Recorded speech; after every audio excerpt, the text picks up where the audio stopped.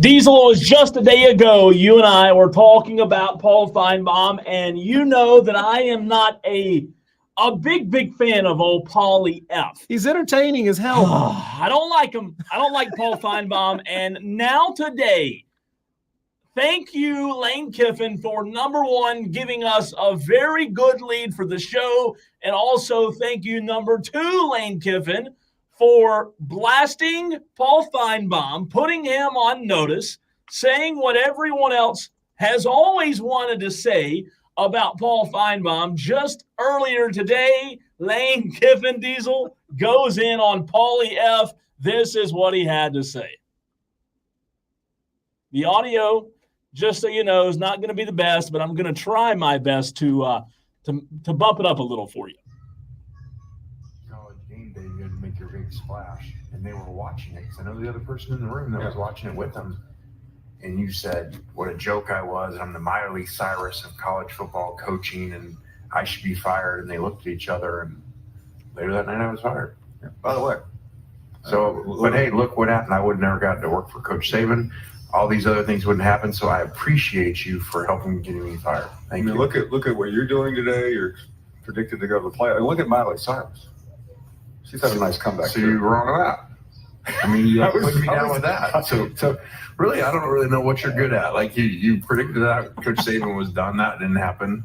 You basically said Miley Cyrus stinks, and she's still going. Yeah. I don't know what you're good at, says Lane Kiffin. Lane. I love Lane Kiffin, man. Like, how can you be a college football fan, Diesel, and not like this guy? He is the driest, but at the same time, snarkiest, messy diva in college football. I love it. I think he gets a lot of that from Saban. Yeah. I really do. Because Saban was quiet and snarky, but I don't think Saban was as, I don't want to say flamboyant, but Lane will just go right at you. Lane will just go right for the jugular. And that's what I love about him, man. Yeah. If He's he just throw in a fantastic. couple of more "ites," Yeah. he'd sound exactly like him. He does. He clearly learned a lot from Nick Saban on and off the field. This is the greatest thing in the world. And listen, we were supposed to lead off the show with the Braves, and we may get to the Braves here in a little while. We may not. But, you know, Paul Finebaum, he's been very, very successful. I'm not taking anything away from Paul Finebaum. He is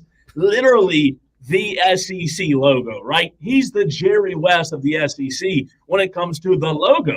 However, Lane Kiffin's right. He put him on blast. He put him on notice. I don't know what you're good at, says Lane Kiffin. I think it's fascinating that he has the you-know-what, Diesel, to walk up on stage on national television at SEC Media Day and go right at the one and only Paul Finebaum. I love it. I'm a fan of it. The question is, Cole, like, are we in the entertainment business, or are we in the getting things right and never having anything we've ever said turn out to be wrong business? Because my understanding is this is the entertainment business. What we're doing, what Paul Finebaum does. He's not out there breaking any news. Somebody else goes and research. Do you think Paul Finebaum is the one actually digging in and doing the research and finding out these little tidbits and putting them out? No, he reports the news. Okay. He is a reporter. He is an entertainer. He is not a journalist. Well, you know, he's always been very good at using fewer words to allow his audience to have a voice and to get his audience stirred up. You know, the famous phone calls that his show's known for. And look, Paul, not taking anything away from Paul, but let's be honest. Paul Finebaum, a lot of his show over the years, Diesel, the reason we talk about it's because of the callers, not him. So I would even argue based on what you said about being an entertainer, in my opinion, Paul's not that good of an entertainer. I think what he is good at, he allows his audience to kind of have the floor and allows crazies from all over the country to call in. But what would that show be without the phone calls? Really? Yeah. What would it be? It would just be a guy with big goofy ears making hot takes. I mean, here's something that I plan to bring up later in the show. This is not brand new. This is actually from, I think probably Monday is when this was said over the air. But Paul Finebaum had this to say about Lincoln Riley's tenure in Southern Cal. I think he has an enormous amount to prove because, quite frankly, Jay, I think he's been a disaster. Now there's a lot more to that clip that we're going to play later on in the show. A strong word. But he called Lincoln Riley at Southern Cal a disaster. The dude's only been there 2 seasons.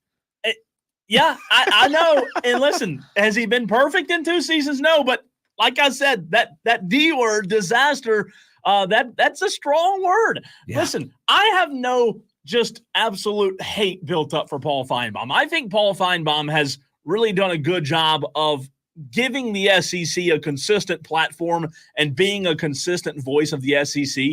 And to your point, his job, listen, they don't pay them. They don't even pay the little guys like us. They don't pay us to be right. You know, if they paid us to be right, we wouldn't earn a paycheck. We're not, our job's not to break news and break stories and be right 24/7. Now, that is part of the job, but to your point, as you said, I agree with you. Our job's to entertain.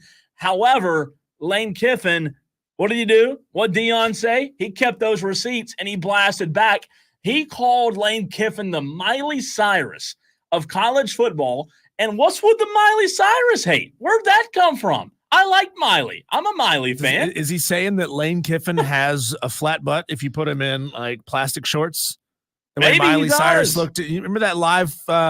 She was on stage with God. I'm trying to remember his name now. Doing a performance, and she was wearing these skin tone, plastic looking shorts, and her butt cheeks were like sticking out the bottom, and people said it looked like a turkey that had been splayed open and ready to go for Thanksgiving. Well, Lane, and listen, if I'm Lane Kiffin and I get compared to Miley Cyrus, I take it as a compliment. I mean, she's had a halfway decent career, right? I mean, love her or hate her, she's been memed just as much as she's been lauded and applauded. Sure, but she's got a hell of a voice. Her cover of Metallica's "Nothing Else Matters," fantastic. No, really fantastic. Her voice is cover, great. yeah. I'm a Miley fan. I will. I have no shame in admitting that. I'll tell you this though, I think things like that Paul say do get kept by certain coaches, right? I don't think the majority. You know what do we always hear from coaches, Diesel?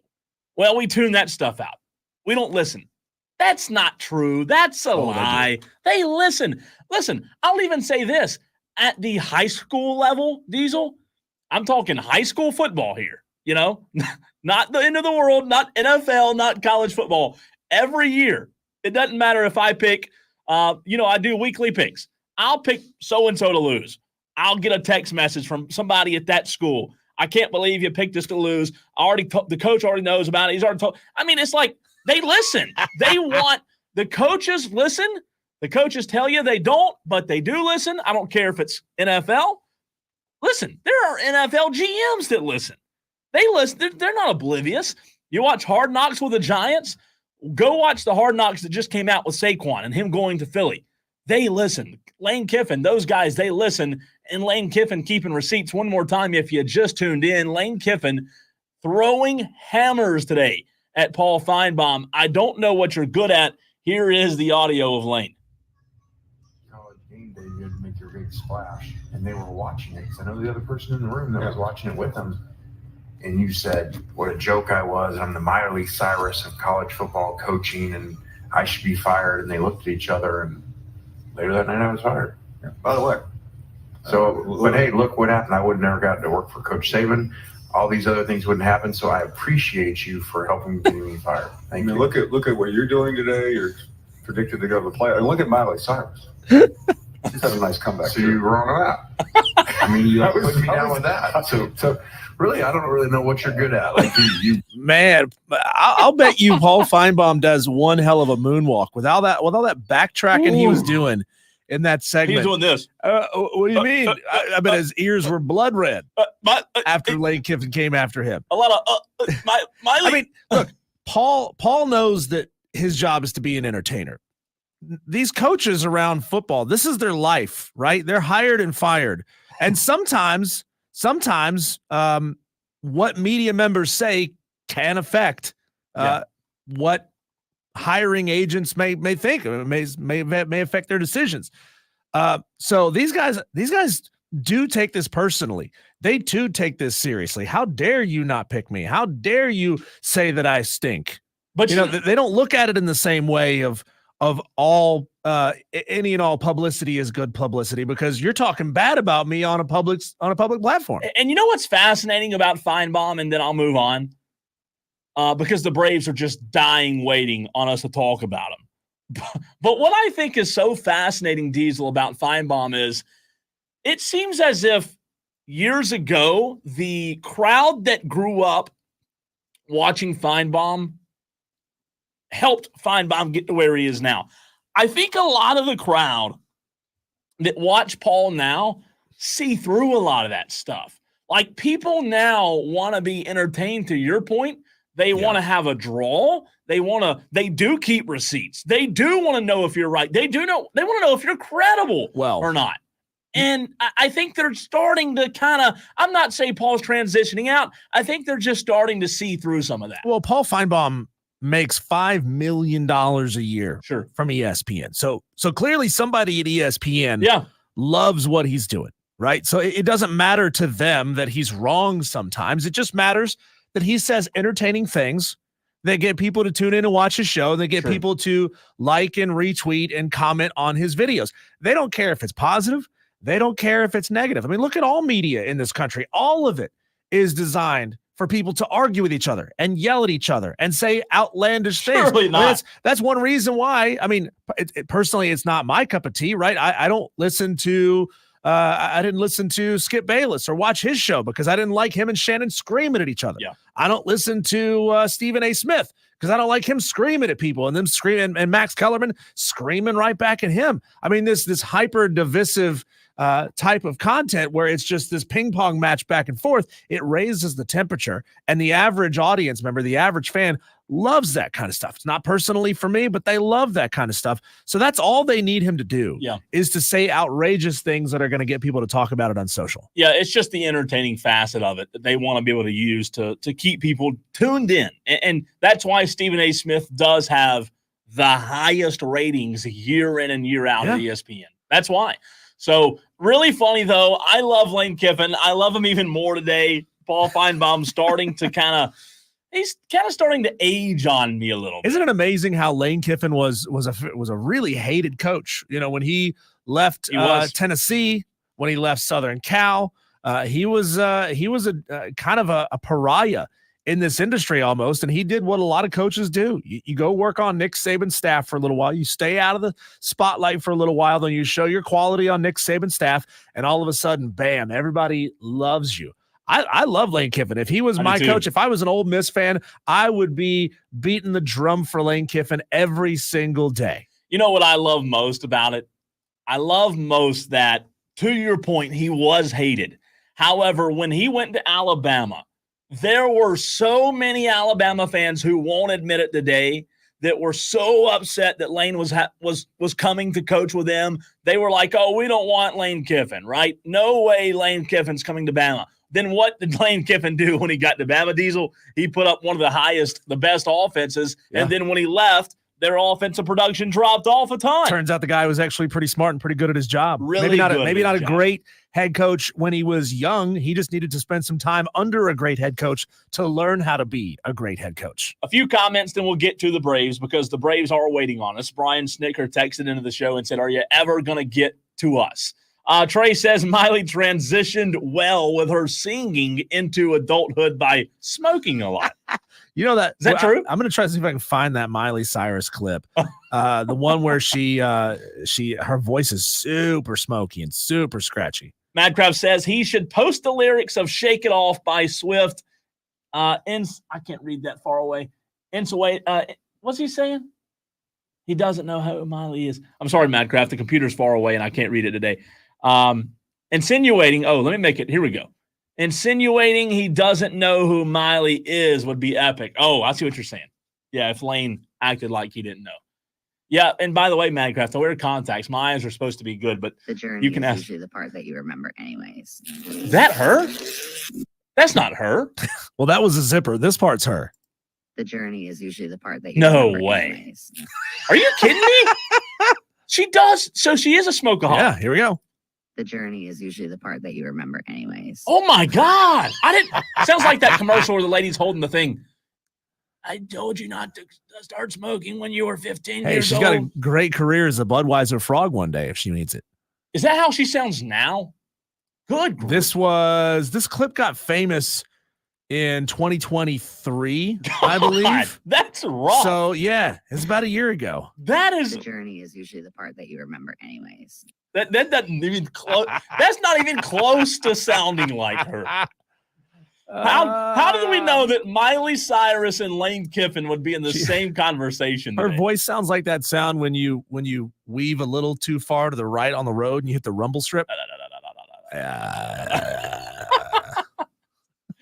So usually the part that you remember. it does. I like Matt Kraft's idea of Lane insinuating that he doesn't know who Miley is. That would be pretty good. Miley sounds like Marge Simpson's sister.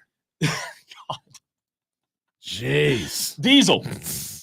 What? How did this become a bash Miley That's what Cyrus? I don't know. That's why I'm trying to pivot here. Speaking of Lane Kiffin and Miley Cyrus, those two being in the lead segment of the show with the Atlanta Braves. I don't know that that's ever happened before. I don't know if anybody had that on their bingo card for today, but that's where we are.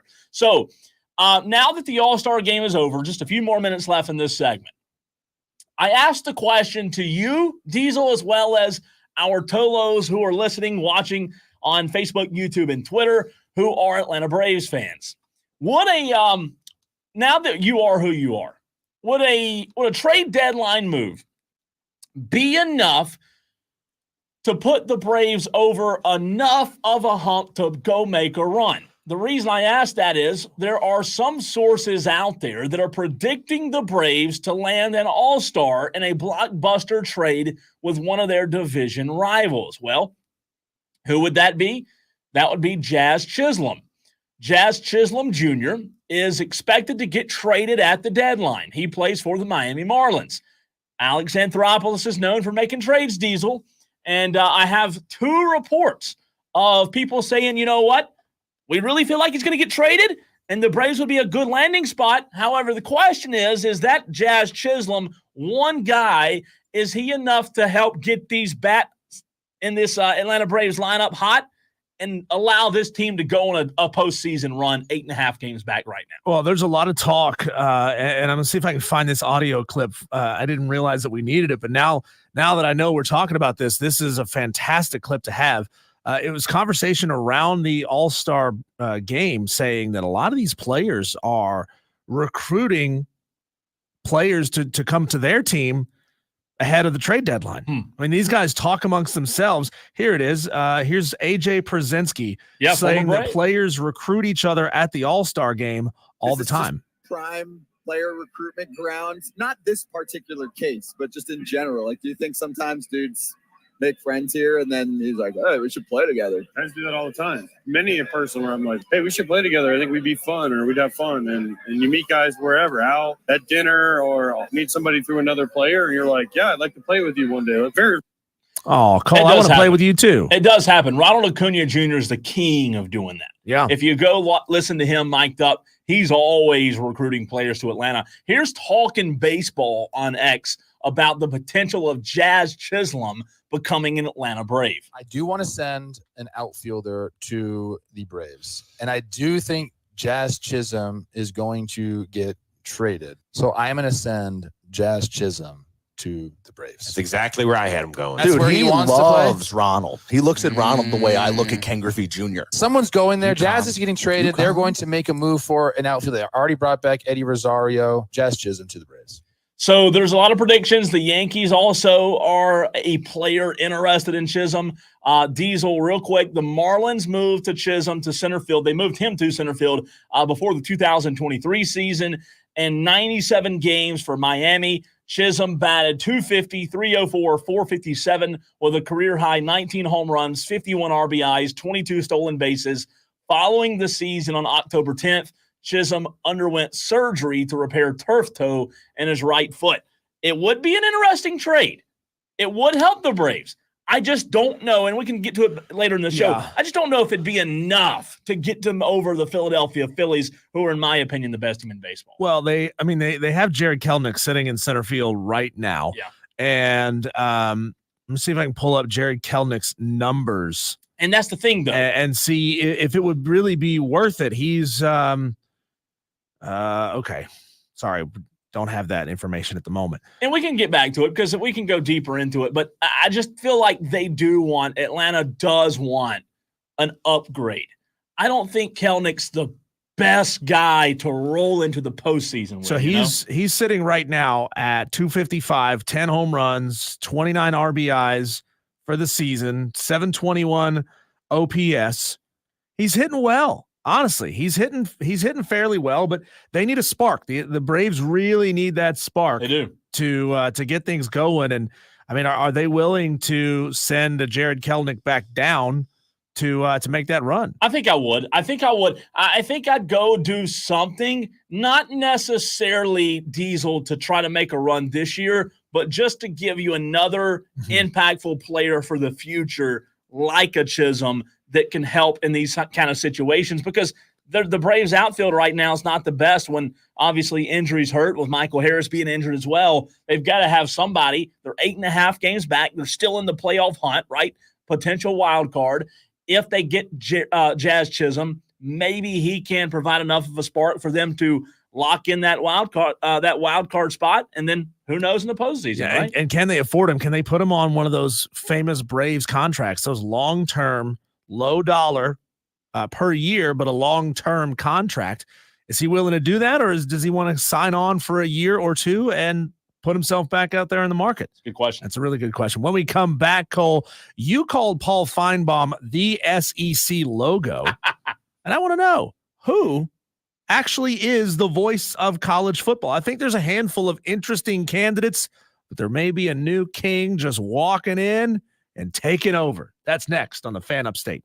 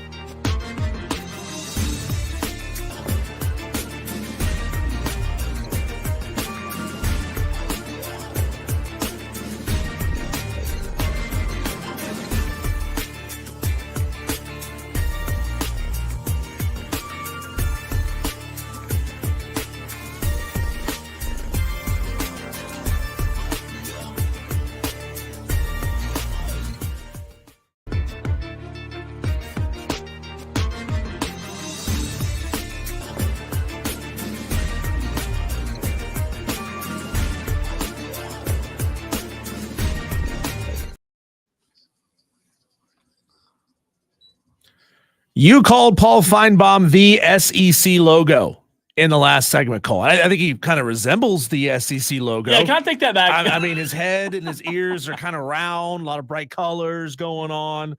I'm not so sure that I would call him the SEC logo, but I wonder who is the voice of college football. I mean, we've had a lot over the years who have tried. We got some big names. Deion, yeah. Honestly, I don't hate that idea. If 10 years from now, 15 years from now, Deion retires as coach and says, you know what, I want to affect the sport from a high level, I wouldn't necessarily hate that because, man, does he not have a grip on marketing, right, in college football?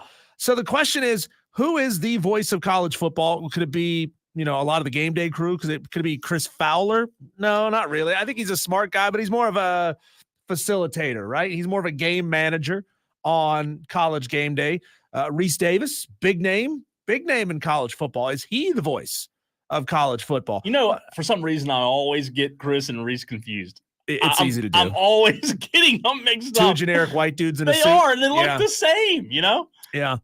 I mean, who is it? Isn't Chris Fowler part of the college football 2025 announcer crew? I know Kirk Herbstreit is. Kirk Herbstreit is everywhere. Yeah. Everywhere. I mean, he obviously played at Ohio State. He's been on game day for years. He's been all over ESPN. Like every day when he talks college football, he must have just this ridiculous mobile setup where wherever he is, he can stop, put up a backdrop, hang a light, boom, Kirk Herbstreit is on TV. But the question, Cole, is after 6 months of retirement and one appearance at SEC Media Day, has Nick Saban walked in like a new sheriff, jingled and jangled his spurs, and become the preeminent voice in college football? I think he 100% has. 100%. I think he is by far the biggest voice in the SEC. And maybe we're just prisoners of living in the South. Yeah. And we really perk up and listen when it comes to Nick Saban. But do you really think Big Ten people really care what Nick Saban has to say? Do you really think they look to him as sort of the litmus test and as the rudder to keep college football on track? I'm not so sure. I don't know that the Big Ten does, or maybe even like the Pac-12 whatever you want to call what happened. I think that Nick Saban's Diesel, number one, his longevity in the sport, his credibility, and his knowledge, I think he did walk in. I'll say this, though. I would not have said 6 months ago that I thought he would walk in and take it over Herbstreit, Fowler, and Davis, but I would rather hear what Saban has to say than those three now. Here's what I think has to happen. I think Nick Saban is just like a frog's hair away from becoming the voice of college football. And remember, I had a quote yesterday. Somebody asked him if there was a commissioner of college football, would he be interested? He said, well, you better go ask Miss Terry. So maybe Miss Terry is the preeminent voice in college football. If Nick listens to her, she is the emperor behind the curtain running things, right? But here's how Nick Saban could, without a doubt, just step right in and take over that role. All he has to do is show up to Big Ten Media Day. All he has to do is show up to ACC Media Day. He doesn't really have to show up to ACC Media Day. He just shows up to Big Ten Media Day here in a couple of weeks. The entire college football world stops, and they say, oh, damn, Nick Saban is taking over this whole thing. Because he's clearly got a hold of the SEC right now. He clearly has that. And it's funny. I have a clip here from Kirby Smart, head coach at Georgia, who was talking about Nick Saban's prep for being at SEC Media Day. And he compared having to share details about his team with, sharing details with the devil. It's weird. I mean, the call I did to set up for this media days was like, I was like nervous. I was like, for 15 minutes, I'm going to share with him about my team. I'm like, I feel like I'm giving answers to Darth Vader or something. That's true, though. And you know what? I wouldn't put it past Nick Saban to be that guy. I do think, like, as much as people Diesel respect Kirk Herbstreit for being around as long as he has on College Game Day, I think there's a lot of people my age who look at Kirk as the voice of college football because he's who you hear on EA 25. He's who you hear on EA 14 Sure. and EA. I've been hearing him all the way 10. up like EA 2007. That's what I I'm think. saying. He's been around Everywhere. forever, and he's been, the only guy that hasn't lost his job at ESPN in 30 years. And for whatever people have to say about him, he does a halfway decent job. He covers the sport. He does know the sport well. Yeah. So I think it's really close though in terms of who is that guy now. But I think Saban's as close with Kirk Herbstreit, in my opinion, as he's ever been. So the idea, Cole, of ever having a czar of college football, somebody who is a commissioner who could step in and make massive changes like that kind of scares me, right? It's that old Spider-Man saying, with great power comes great responsibility. Yeah. Could Nick Saban be impartial to the SEC? Could he be impartial with other leagues? Could Kirk Herbstreit be impartial to other leagues? So if there was ever a triumvirate, like a 3-man team that ran college football, I think it would have to be Nick Saban, Kirk Herbstreit, because I think he is basically the voice of the Big Ten. And then who would the third person be? Dion? You put Nick at 1? I'd put Nick at 1. I mean, they would all be on the same level, essentially. Yeah. They would all be, it'd be a 3-man crew. Nick, Kirk, and I think Dion. Dion. Yeah, I think so. And I would even argue maybe moving Dion up. Yeah, and I know those aren't really rankings in terms of what they do, but yeah, I think Deion Sanders, the way that he has impacted the game, I think you do have to have him in some sort of capacity, because the reality of it is he gets a side of the game that Saban didn't. Sure. For as good as Saban was, Deion understands the entirety of the new product of college football. What I'm fascinated to see is Nick Saban is now going to be an on-set analyst for College Game Day this year, which, I mean, that is my alarm clock every single Saturday, right? Yeah. Like I wake up at 8:30 on Saturdays. Well, I used to before I had a dog. Now I'm up at 6:30. Thanks a lot. But I would set that alarm for 8:30. That gave me just enough time to go downstairs, get a cup of coffee in me, maybe another half of one, and then bam, game day starts. Saturday starts. Saturday is here. But I think we're going to be treated to something really special as Nick Saban joins College Game Day this year, which would be kind of, akin to Roosevelt's Fireside Chats, the biggest voice, or, somebody who's among the biggest voices. Nick Saban and Kirk Herbstreit are both going to be on College Game Day this year. I just want to know, is Nick going to be willing to kind of go St. Nick on Kirk Herbstreit? Is he going to be willing to go nuclear, or is he going to smile? Is everything going to be great and groovy? And how many dandy? chairs are they going to have? I know. Is McAfee off of it this year? No, he's back. I used to really like McAfee for the first couple of times I that wish he they was would- on game day. I don't want McAfee on the whole entire We need time. McAfee down on that little fake field. How about that? Put McAfee over there where Bear used to be in that corner. I miss Bear. Bear. God, I miss Bear Felica. He was great. When did he's not there? I mean, did Bear just, what I happened think to he Bear? left. I think Nobody he left knows the what happened to show. Bear. So you have now Saban, Pat, Herbstreit, Kirk. Yep, that's 3. Joey. Yep. It's 4. Who am I missing? Chris Desmond. Fowler? Is Desmond still on Desmond? I said Joey. I might have meant Desmond. Joey Galloway. it? You're thinking Joey Galloway. He does the in studio. Okay, so like halftime Desmond shows. Howard. Yeah, Desmond Howard. Yeah, so there's at least going to be 6, right?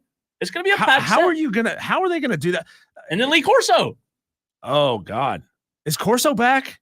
You got to put I hope he is, man. At least for one segment to put the. Well, remember, I really enjoyed a couple of years ago when he was out. Now it might have been immediately following his stroke when they would have him do the show live from his home, and I enjoyed that. Just kind of get a. I mean, they sold it to Home Depot and they had his entire house or set or whatever just decked out. But I liked Corso when he's only on it now in a limited fashion, because I did too. He's out. I love Lee Corso, but it's hard to watch him go downhill and it's hard to watch him struggle through his cognition on the show. I think he is still probably a very smart analyst with college football. It's just tough to be able to spit that information out quickly and on cue every single time. So as of right now, the latest article reads, we will see Pat McAfee on the set of ESPN's College Game Day during 24. However, it's an open question right now. ESPN still does not have McAfee under contract to appear on the network's flagship weekly program. McAfee 37 has a different contract with ESPN to air the Pat McAfee show weekdays, obviously. By bringing McAfee on, ESPN hoped to provide a new injection of energy into its most important college football show. So it sounds as if he's expected to, but there's no contract. Have you ever been to a College Game Day live show? It's a mistake, though. It's not as fun as you think it is. You because have to get there at 5. Well, you do that, but number 2, you can't hear what's going on the show. Very really vaguely, can't. So if any of you if it comes to Clemson this year, if it goes to your school, go, because it's really fascinating. But really just go once. Because once is all you need. Once is all you need, because when I was there for a filming of Game Day, all you basically saw was the camera on a zip line over your head. At any time it came by, you cheered, waved, and then you're standing there and you see the guys on set. They're like 40 yards away from you, and they've got speakers over there, but it's just like It's been a while since peanuts. I went. You can't understand what they're saying. The last one I went to, it's been so long. It was Jameis Winston at Clemson night game. And I was there at 5 a.m. But Bland on X chimes in and says, I don't think McAfee has re-signed his contract. Bland, I think you're right. I just read that a minute ago, so I just found – I don't know. I still think it'll get done. I think they'll bring him back somehow. And even if it's in a limited capacity, I think he's too important of a figure now for that network to not have him on. He is one hell of a spark plug. I'll give him that. I don't love a lot of his analysis. I don't love – that he's kind of doing the Finebaum thing where I'm just going to come on here and say outlandish things that don't make a whole lot of sense. But I'd like it to be limited. A lot of people love him. You know what I like about I'll tell you what I like about First Take now. And I did not like First Take when it was Stephen A. and Max. I didn't like it. I was not a fan. However, what I do like about First Take now is that they rotate guys in with Stephen A. I would like Game Day to do the same, but have your core, right? Have Desmond, Kirk, whoever else is the core. Yeah, have the core. Rotate in Grandpa to put it's Chris Fowler. It's not Reese Davis. Chris Fowler. Yeah, have Grandpa come in for one segment to put his elephant head on and, get everybody wild, cheering and riled up. Have McAfee for 2 or 3 segments. Bring in some other guys because they always have a guest picker. And they have the female that's down on the field whose name I can't remember. Yes. She's like a Peloton instructor, I think. Yeah, the pretty one. Yeah. That pretty much sums it up. You're not talking about Kirk? No, not this time. But I don't have a problem with him being on there. I don't like him on there the whole time. Jess Sims is her name. Yeah, she's all over the on-field stuff. Yeah, it's interesting though. I think Saban, if he wants to be that voice of college football, I think it's his. I think all I think he has to do is stick around for a few years. Like if he's in 2 and he's done, then I don't think he is. But if he sticks around for 4 to 6 years, I'm going to look. How old is he now? Who would you Tolos put as the third leg? He's 72. 72. Still got a ton of energy. He's got more energy at 72 than I have at 40. I know. Who would you put as the third member of that triarchy that runs college football? Herb Street, Saban, and who? Yeah, I'd go Saban 1. I'd probably go Herb Street at 3. Herbie. And I'd go Dion at 2. I'd go Dion at 2. All right, we did it last week, Diesel. 1 a week. It's time to do our weekly NFL division prediction and Vegas odds for 2024. We went to the AFC last week. You and I both liked the Dolphins to win the division last week. However, this week we go to the AFC North. So go ahead and get your text predictions in for the teams in the AFC North in 2024. 71307 is the way you can text the show. Start your text with the word fan.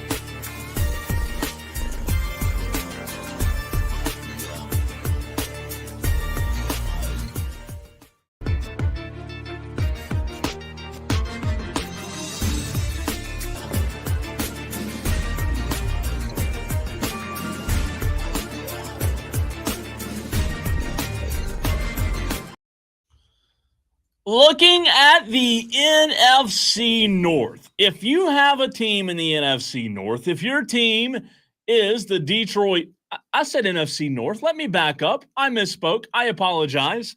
We are not doing the NFC North today. We're doing the AFC North. I didn't look at the rundown good enough. If your team is in the AFC North, the Ravens, the Browns, the Steelers, or the Bengals, we want you to get in on the conversation. Again, Ravens, Browns, Steelers, Bengals make up the AFC North. Diesel, last year, the Baltimore Ravens were the AFC North winner, 13-4. Cleveland did go 11-6. Pittsburgh always wins like 10 games a year, 10-7. And then Cincinnati, we know Joe Burrow less. They went 9-8. However, with Joe Burrow back, Steelers having Russell Wilson, Deshaun back, and Lamar, this to me is one of the most interesting, fascinating divisions all of a sudden in football. It is by far the most star-studded at quarterback. I mean, God, some huge names.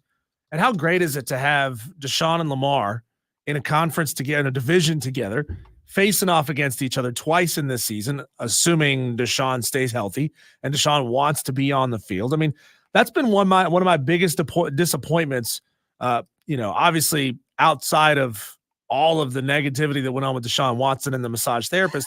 Now that he's back on the field, he's off the field a lot, and he doesn't really appear to want to be out there. I mean, we all remember Deshaun Watson as a relatively quiet but a joyful type of football player. His demeanor on the field was always smiling and having a good time.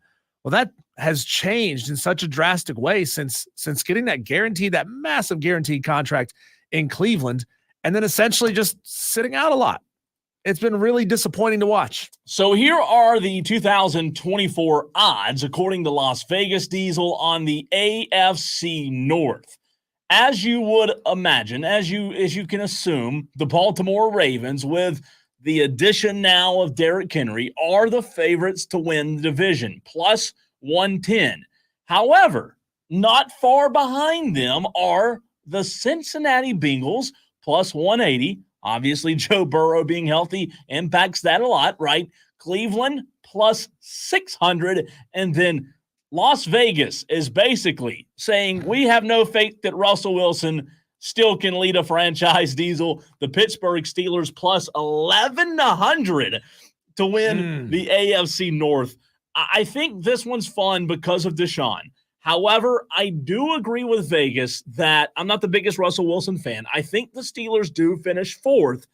However, the top three, I think that's as tight of a top three in the NFL than any other division. With Joe Burrow being back healthy, I think he's got as good as a shot as anyone to win Comeback Player of the Year, maybe even League MVP. If Deshaun stays healthy, maybe they finish second. You would think that Lamar and Derrick Henry would just run shop on everybody in that nasty defense. However, I think it's really hard if you have to pick. I think it's hard to pick between where those three land at the end of the season. Yeah, I think Vegas is pretty dead on here. Pittsburgh, yes, they've got big names. They've got Justin Fields and they've got Russell Wilson at quarterback, but both of those are question marks. I mean, can Russell Wilson do it again? Can Justin Fields be that guy that we thought he was going to be? It's weird that they're both on the same roster. I mean, it's just such a strange situation in Pittsburgh, and maybe Pittsburgh feels like they've got two decent options right now at quarterback, whereas a lot of teams have one really good option. But it's easy to see why Pittsburgh is fourth on this list. They had the one of the weaker seasons last year out of that division, outside of Cincinnati, of course, who didn't have their star quarterback. I think the battle really is coming down between Cincinnati and Cleveland here. And there's just been so many injuries and so much time missed at the quarterback position in this division last year that's where the crapshoot is. And again, what does that say about Pittsburgh and their quarterback room when both of us are saying a huge question mark and a recovering quarterback is better than what you got when you've got a legend taking snaps? So when I look at the Vegas odds, I'm trying to allow myself to come up with my own list here of who finishes 1 through 4. But like you said just a moment ago, it's hard to dispute this. It's hard to go against what Vegas has. It's hard. As good as the Bengals would be with Jamar and Joe, it's hard for me to think that Lamar Jackson and Derrick Henry, two of the best at their position, with a great coach, great offensive line, they're stacked. They fell short so many years. Do they digress? If they do, you've got to tell me how. So because of that, I hate to be old boring Cole here, but I'm going to agree with you, and I'm going to agree with Vegas. I think the Vegas lines are exactly right. I think the Ravens finish first, and the Bengals, those two teams, when they play each other, that's obviously going to decide it. But I think the Browns and the Steelers finish 3 and 4 there. Yeah, and of course with T. Higgins still being around, even though he requested that trade, even though he may not be the happiest guy on that roster, the Bengals still have him at the moment. And if they throw the right amount of money at him, they could make him a happy player.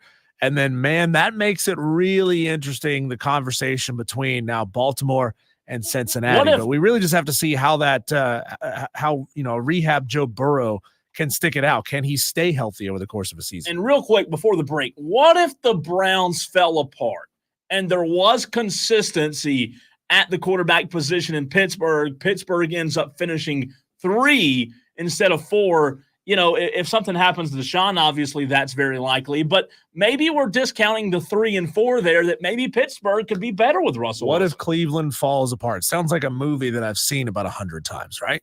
Yeah, that's true. It could happen once or twice before. When we come back, Cole, we go back to that well of Paul Finebaum and the crazy things he had to say at SEC Media Day and examine his thoughts on Lincoln Riley at USC, and Lane Kiffin not the only one pushing back on Paul Finebaum this week. That's coming up next.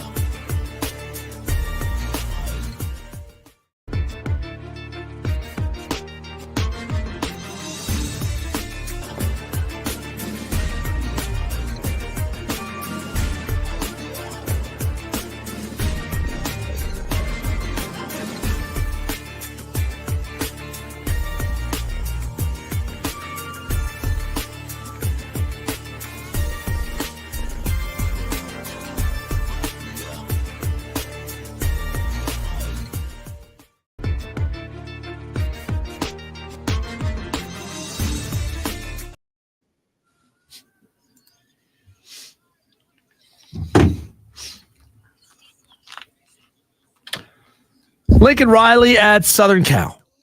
Good coach, bad coach. Oh, Paul Finebaum, you ask him, he's been a disaster. God, what a strong So word. Paul is just, we talked about it in the first segment of the show today, Cole.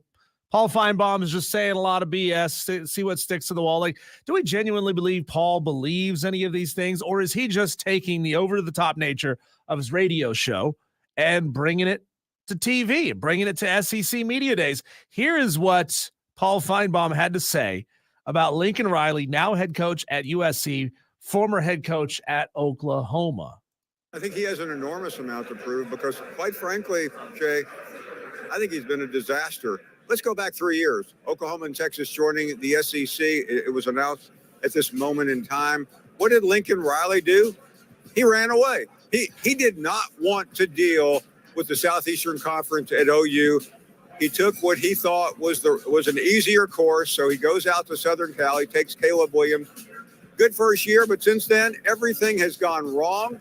I thought last year was one of the worst coaching jobs I have ever seen. Quite frankly, had I been the athletic director at Southern Cal, I would have fired Lincoln Riley because he's yet to show, after many years as a head coach, he knows anything about defense. He's gone through defensive coordinators. He just simply couldn't handle it. And now things are going to be 5 times worse in the Big Ten. On top of that, a number of his top players are bailing out. This is a guy who owned L.A. for about a half a minute. And quite frankly, next year at this time, I think he'll more than likely be an assistant in the NFL if he's that lucky. You didn't want to compare him to a pop star while you're at it, Paul? No, Miley. Look, he's got him on the defensive coordinator bit. There's no defense at Southern Cal. And if there was, well, hell, they'd be a pretty good football team. So he's 19-8. Yeah, 19-8 at Southern Cal. He was 55-10 at Oklahoma. Four out of his 5 seasons at Oklahoma were 10 wins or better. The only season that wasn't was the COVID-shortened 2020 season. There's no doubt, and they won 9 games that year. So there's no reason to believe that Oklahoma wouldn't have gotten to 10 wins again had he been there had the 2020 season not been shortened. But Paul Finebaum's starting to talk like his listeners. He's starting to talk like the idiots who call in to his show, right? He's starting to say the outrageous thing out loud, which normally radio hosts don't say. They let their listeners say the crazy thing. That way they can essentially plead innocence and say, well, I'm not the one who said that. The listener said that. I just reacted to what the listener had to say. So it is very fascinating because I would blame, while I don't disagree with Paul here, I would blame Paul and a lot of other media members because, listen, you guys are the one that crowned him. Like when he left Oklahoma with Stoops, he went to USC, and all of a sudden, you guys are you guys are the ones that made this such a big deal about how he's going to go bring football back to USC. And all we heard was Lincoln, USC this, USC that. So do I disagree with everything Paul said? No, not really. I just don't know that you can say 19-8. Is that a disaster? High-level coaches don't tuck tail and run. Let's first of all just eliminate that. Paul Finebaum is displaying why a lot of people look at SEC fans like they're a cult, because they get this superiority complex built into their brains that we're the best and everybody's afraid to play us. Nobody's afraid to play your teams. That's the biggest load of horse crap I've ever heard. No one's afraid to play your teams. They may go into it saying, well, they're better than us because their athletes are bigger, stronger, faster. More of them get drafted than come out of our conference, but nobody's afraid to play you. Was App State afraid 2 years ago when they went in and won at Kyle Field? No, they weren't afraid. Okay. So let's just eliminate that narrative from our mindset. It's fun for fans to say it because guess what? You don't have to back up your BS, but Paul Finebaum is getting called to the carpet very often. Lane Kiffin called him to the carpet. Mad Dog Russo called him to the carpet. This is what he had to say. He was actually on the show. He was on the air with Paul Finebaum, and Paul Finebaum doing the moonwalk here again. He didn't take over a good program. They were terrible. USC what was their record before he got there the year before? Did he lose 5 games? 4 games? But Doggy, in the transfer, I mean, he brought a bunch of players. He brought the best player in the country with and won a Heisman Trophy with him. Get much out of him. And he won a Heisman Trophy. And a place where they win Heisman with Marcus Allen and Charles White and Simpson. How many trophies did he? How many Carson Palmer did he hold up? Well, hold on now. You talk about Heisman Trophy at USC. That means everything. Carson Palmer, Leinart, Reggie Bush, Simpson. They love Heisman trophies, and he brought a Heisman Trophy there. That counts. That counts. I mean, you're using the reason why USC is good. Come on, it's USC. They've been around since 1910. New Botany, USC. That's why. It's a much better program than Oklahoma. I'm surprised at you.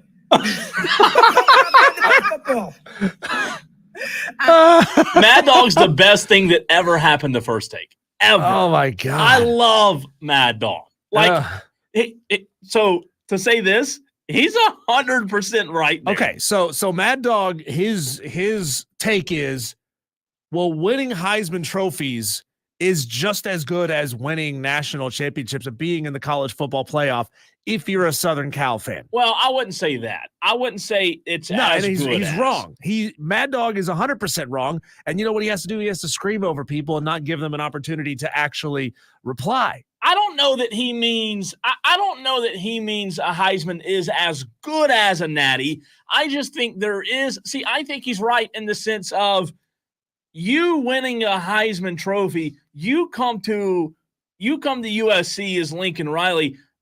Guess what? Caleb Williams, with the portal and everything going on, Caleb Williams probably isn't at USC without Lincoln Riley.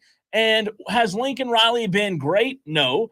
Has he been a disaster? I don't think he has. Is Caleb Williams in your mind, irrespective of what happened last year? Because you know how often they like to use, well, he was a Heisman contender last year, so clearly he's great this year. Let's pretend for a moment that Caleb Williams is still at Southern Cal, and now he's playing in the Big Ten. Is in a vacuum, 2024, Caleb Williams at Southern Cal playing against Big Ten teams even remotely close to being a Heisman Trophy candidate? I think he's in the conversation. I think he's at best 5th or 6th. Because Washington, I think Washington's going to see a drop-off. You know, like, it's a good question because they do have an interesting – I think it's a fascinating schedule they have. Michigan, I give Michigan a win. Now, Michigan has a lot to replace too, but that is a huge, huge game for Lincoln Riley. I still think they'll lose 2 of the 3, though, Diesel, when you look at Lincoln Riley's schedule, right? I mean, LSU, Utah State, and Michigan. That's the first 3. Don't you think they're 1 and 2 after those 3? With Michigan and LSU, or do you think they get Michigan? Southern Cal, do they get Michigan or LSU? I think they're 0 and 2. After those 2. I'm saying they have Utah State in the middle. So I'm saying they're 1 and 2 because they beat Utah State. And I agree with you that they lose both. Losing both of those Big Ten games. I think this is going to be a rude awakening type of year for Southern Cal in the Big Ten. I think Caleb Williams would look bad in the Big Ten playing Big Ten defenses. Not all of them. I'm not talking about the Indianas and the Rutgers of the world. I'm talking about playing the actual teams that matter in the Big Ten. And so I'm not putting a ton of value on a Heisman Trophy achieved in the Pac-12 by a guy who tucked tail and went off to the NFL. I think I would disagree. I think Caleb Williams would do good. Listen, if you plug him in, to your point, right now with this schedule, if you plug him in one more year in college football, obviously coming off the Heisman last year and then having one more year under his belt, I think Caleb Williams beats LSU. I really do. I'm not sold on LSU yet. Maybe they show me something on September 1st to prove my mind, but I would push back. I'd say that Caleb Williams beats LSU. He beats Utah State. With Michigan losing Harbaugh and their quarterback, maybe he beats Michigan. I'm not saying he does, but they would have a very good shot. And then all of a sudden, if Caleb Williams were 3-0 and beating Michigan and LSU in the first 3 weeks, he'd have that as good as a resume as anybody in the country. Well, Southern Cal projected right now preseason 20th in college football and power rankings. So that is without Caleb Williams. So if you were to inject Caleb Williams back into this offense, you certainly see that jump a little bit. A ton, I'm not so sure. I see Caleb Williams leading Southern Cal to or preseason being power ranked somewhere around 13 or 14, which still puts them behind Ohio State, puts them behind Oregon, puts them behind Penn State and Michigan. So again, I'm not sold on Southern Cal, how good they would be in year one. So look, I don't look at Heisman trophies with a whole lot of respect, especially because of what the award has become. It's become the best quarterback on a decent team or the best quarterback on a team that's inside the top 6 or 7 at the end of the season. You got to win real, actual trophies. No merit badges here, no participation awards, because that's what the Heisman Trophy has become. Though, I think that with Caleb Williams and this year's schedule, I think they're a playoff team. Without Caleb Williams, they're going to have a lot to prove because you have LSU, Michigan. I don't think Wisconsin will be too tough of a test. Maybe Minnesota is. Penn State will be tough. They're always formidable, right? Washington, Notre Dame. You don't play Ohio State.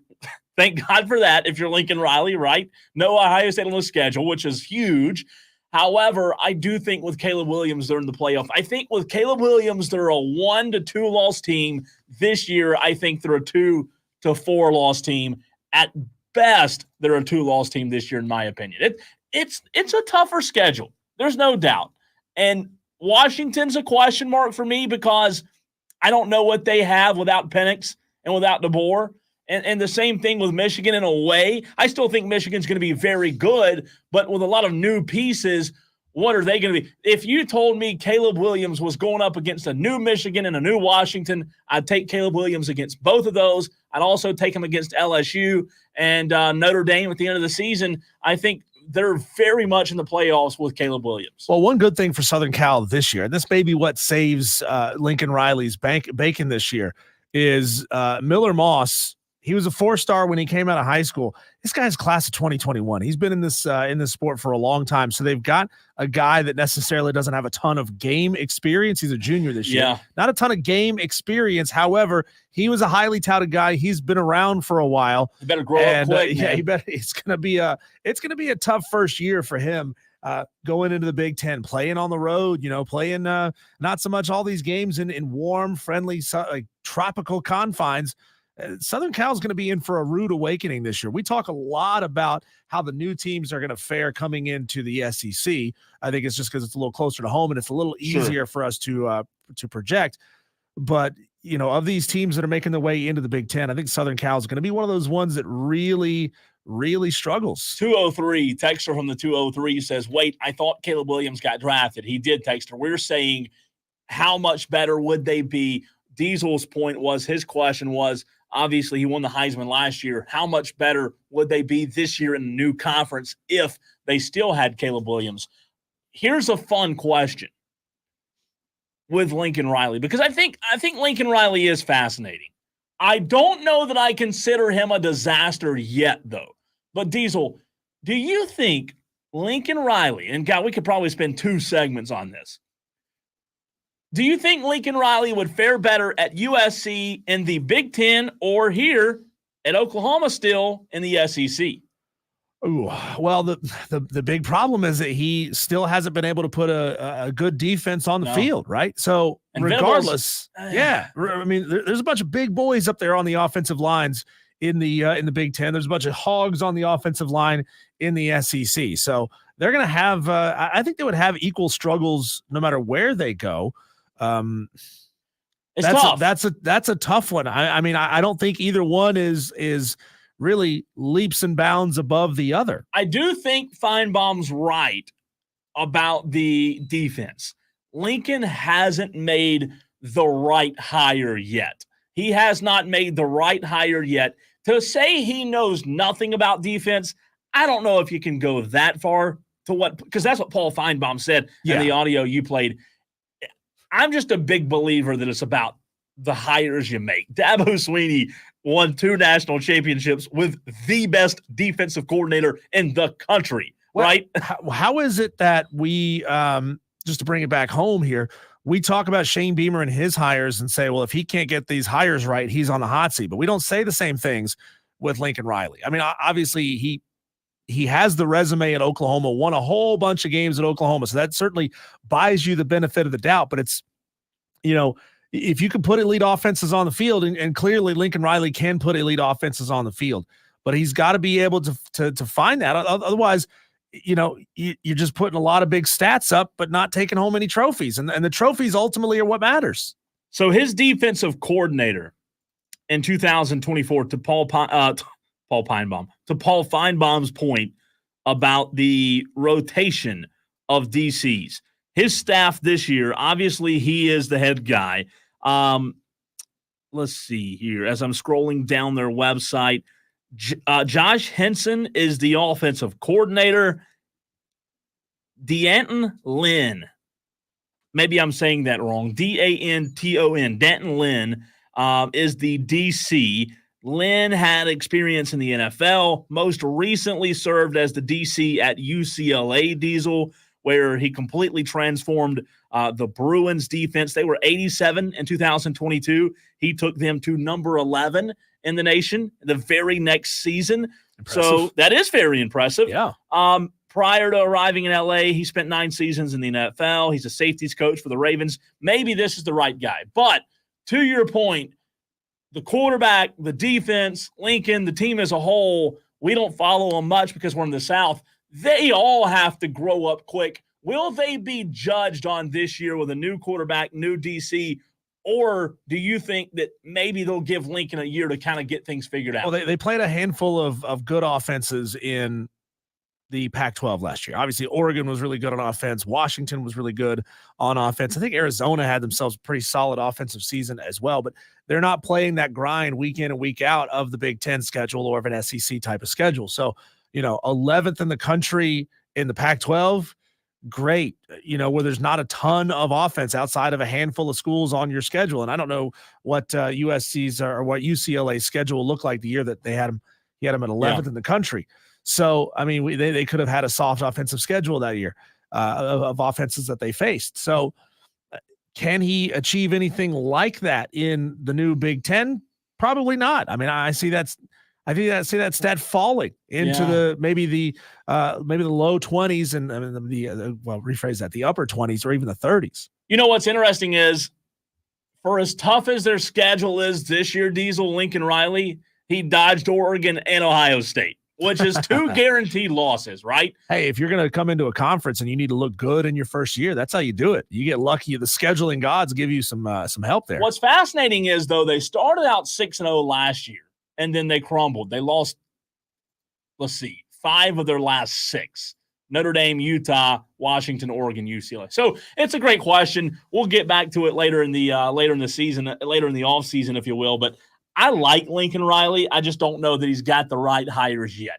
Coming up next, Kurt Wheeler, senior writer covering FSU football. Florida State might be the most talked about team in the country right now, especially in the ACC, for not the best reasons. We'll talk to Kurt Wheeler of Osceola Rivals next.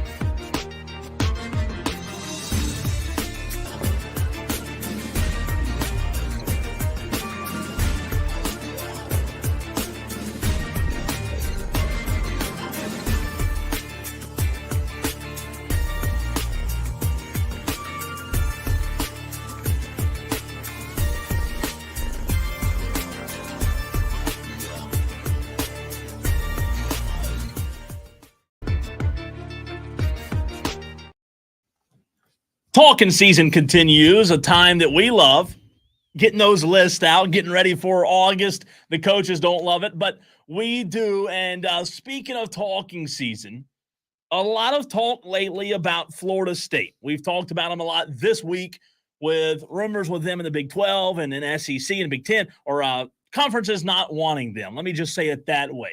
But it's time now to bring in Kurt Weiler. Kurt is the senior writer. He covers Florida State for Osceola Rivals, rivals.com.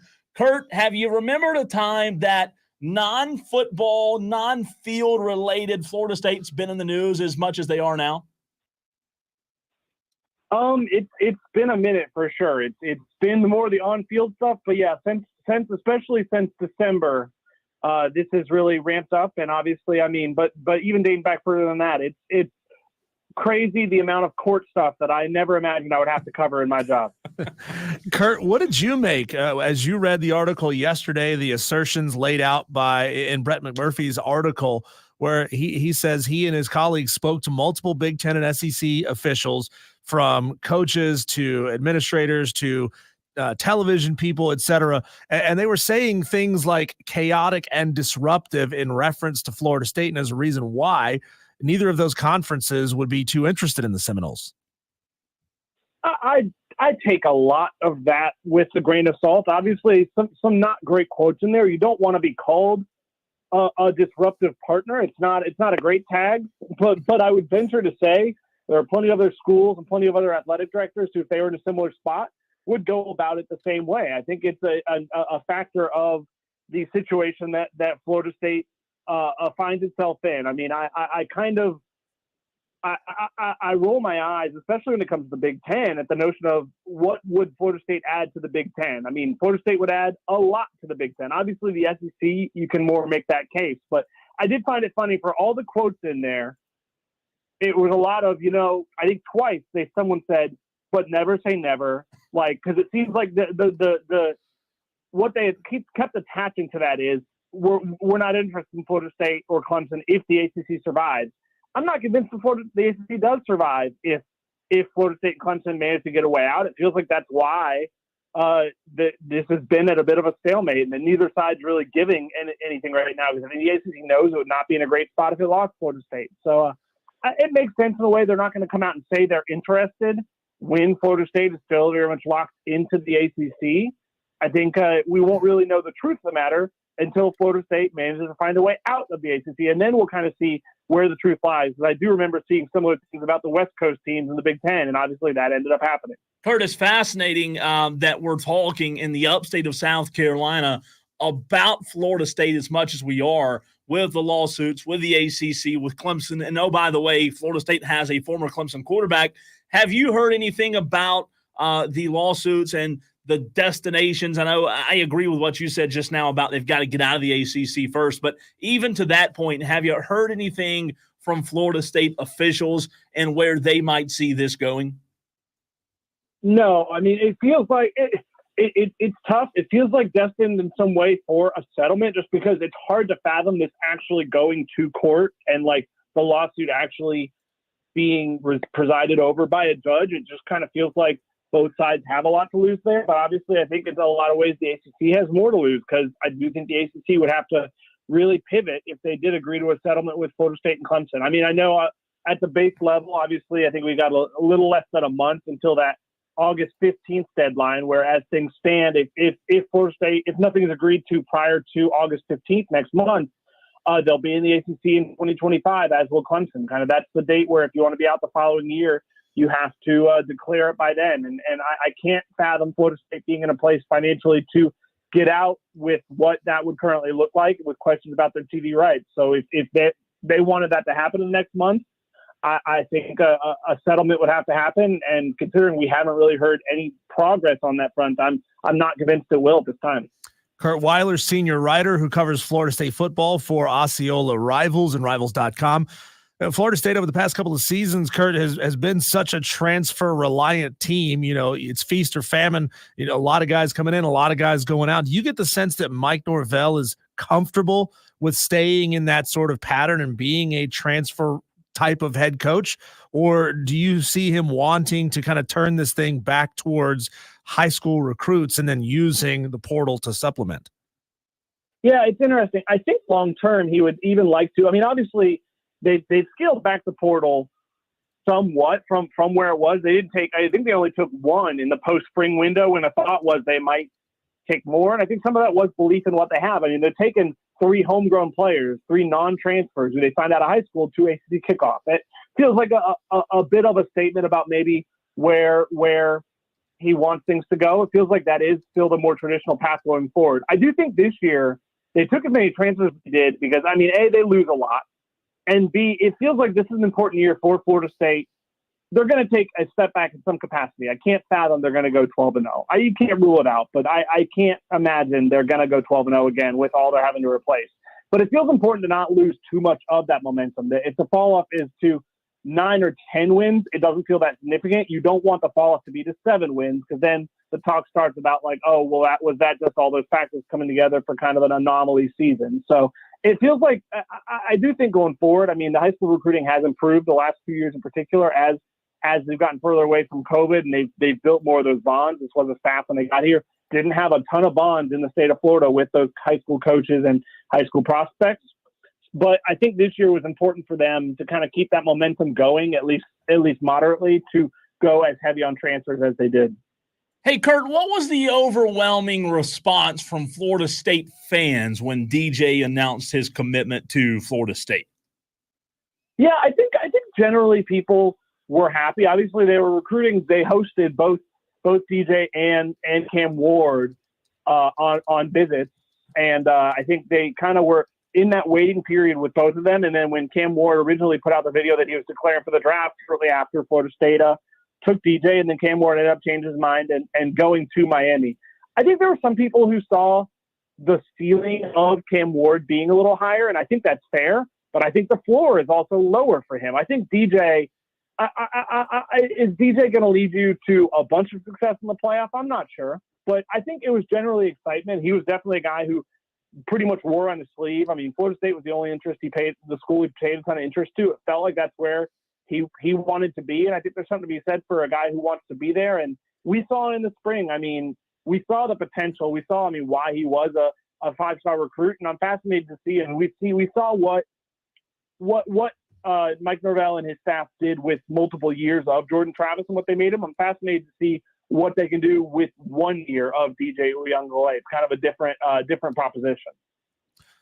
Joined right now on the show by Kurt Weiler from Osceola Rivals. I don't know how much time, Kurt, you got to spend watching DJU live at Clemson a couple of years ago. I know you've done your homework and gone back and watched a lot of film on him. How would you say that DJ has grown and matured in the last 18 months since he left Clemson?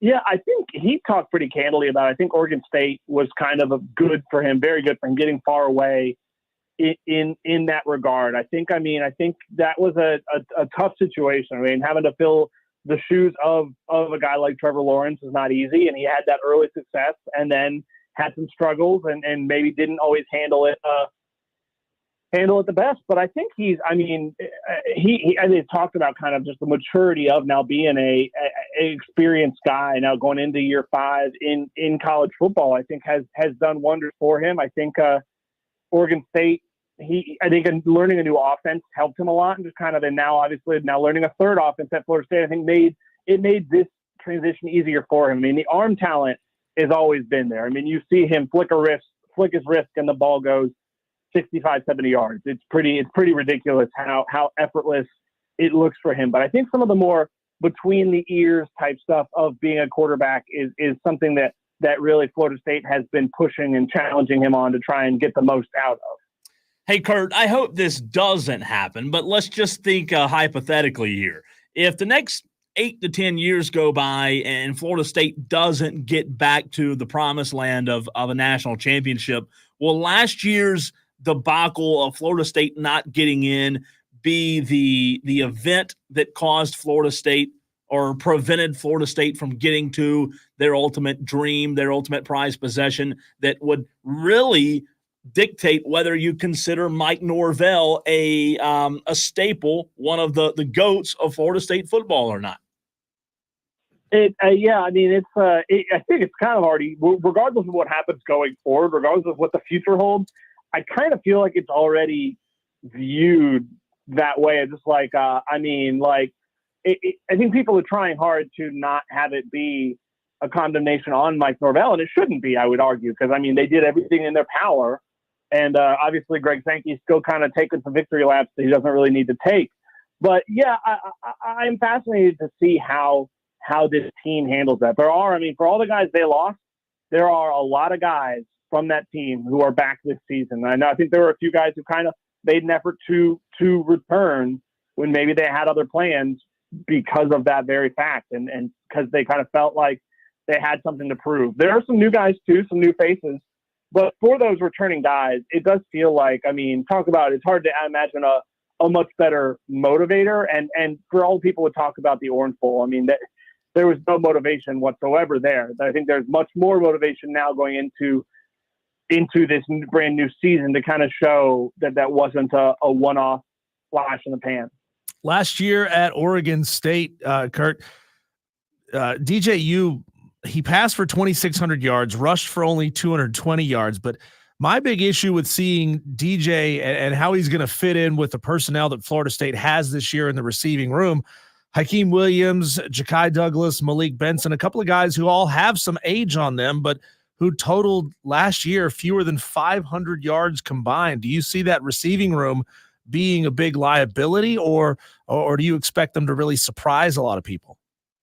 It is very much up in the air, if I'm being honest. I mean, there is a world where it maybe is a bit of a liability, and they badly missed Keon Coleman and Johnny Wilson, and the unable to get. I mean, I'm not sure that guy was especially in the portal. I guess there were a few, but maybe they will regret not pushing harder for one of those established receivers in the portal. Because even a guy like Malik Benson, who was one of the stars of the spring and is exceptionally talented, I think could have a big role, isn't, like you said, doesn't have the most production at this level at the previous stop. So I think it is a lot of guys in that room who have very high ceilings and who could be great as soon as this season. But like you said, it's a lot of guys who on the whole are unproven. They're replacing a lot of their receiver production. I mean, I looked it up when I was writing the receiver preview for our website, and I knew it was a lot.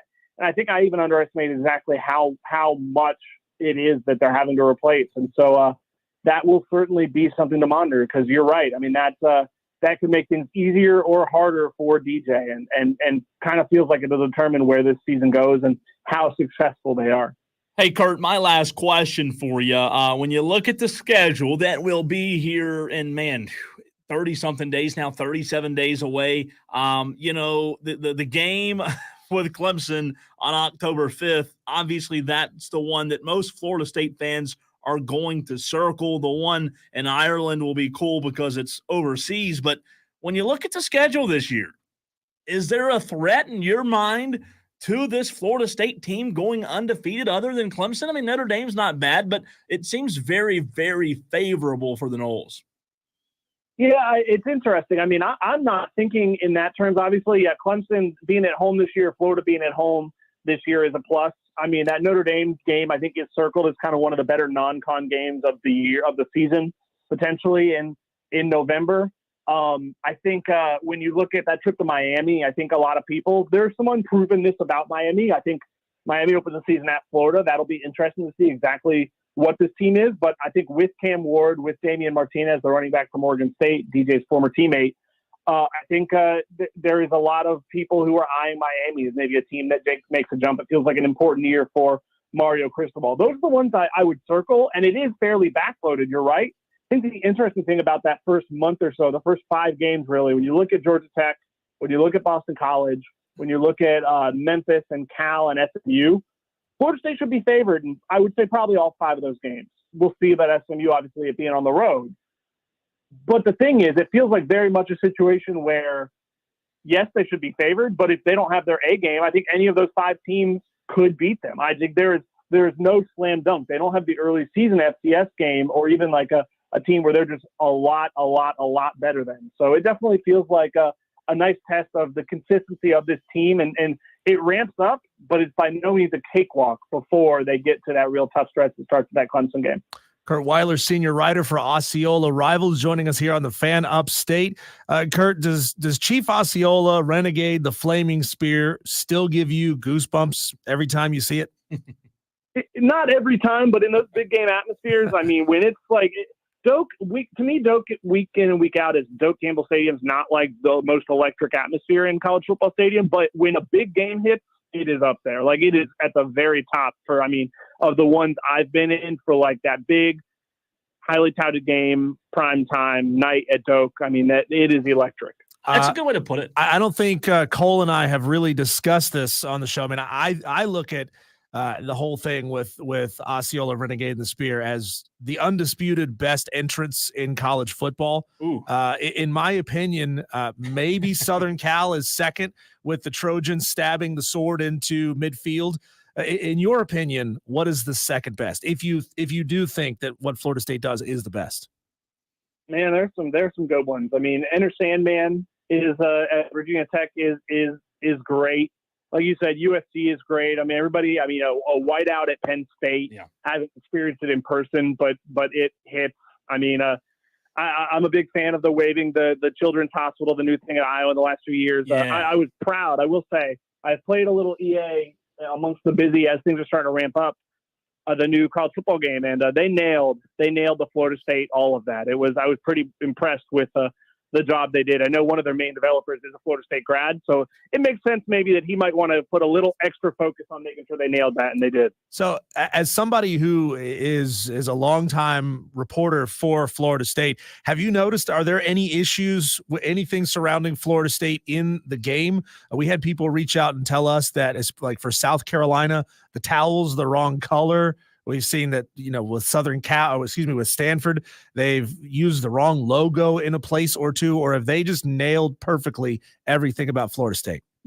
I haven't noticed anything like that. There are a few, obviously, I think there are a few players missing. I know Hakeem Williams, the guy we talked about, isn't in the game, and that's just, I think, because he didn't opt in. It was the whole opt-in thing. I imagine it might happen later, but I mean, they had a hard job getting all those stadiums and everything ready. So it may not be perfect all around, but I think they did a very good job with Doak. Kurt, good stuff on the Florida State entrance. I grew up, my aunt is a big Florida State fan. I grew up going to a lot of Florida State games, except they were in the Chris Winkie era. So when you talk about that inconsistency, yeah, I hear you there. Hey, great stuff, man. We appreciate you hopping on the show. And look, let's do it again soon. Sounds good, guys. Thanks for having me on. Absolutely. Thanks, Kurt. That is Kurt White.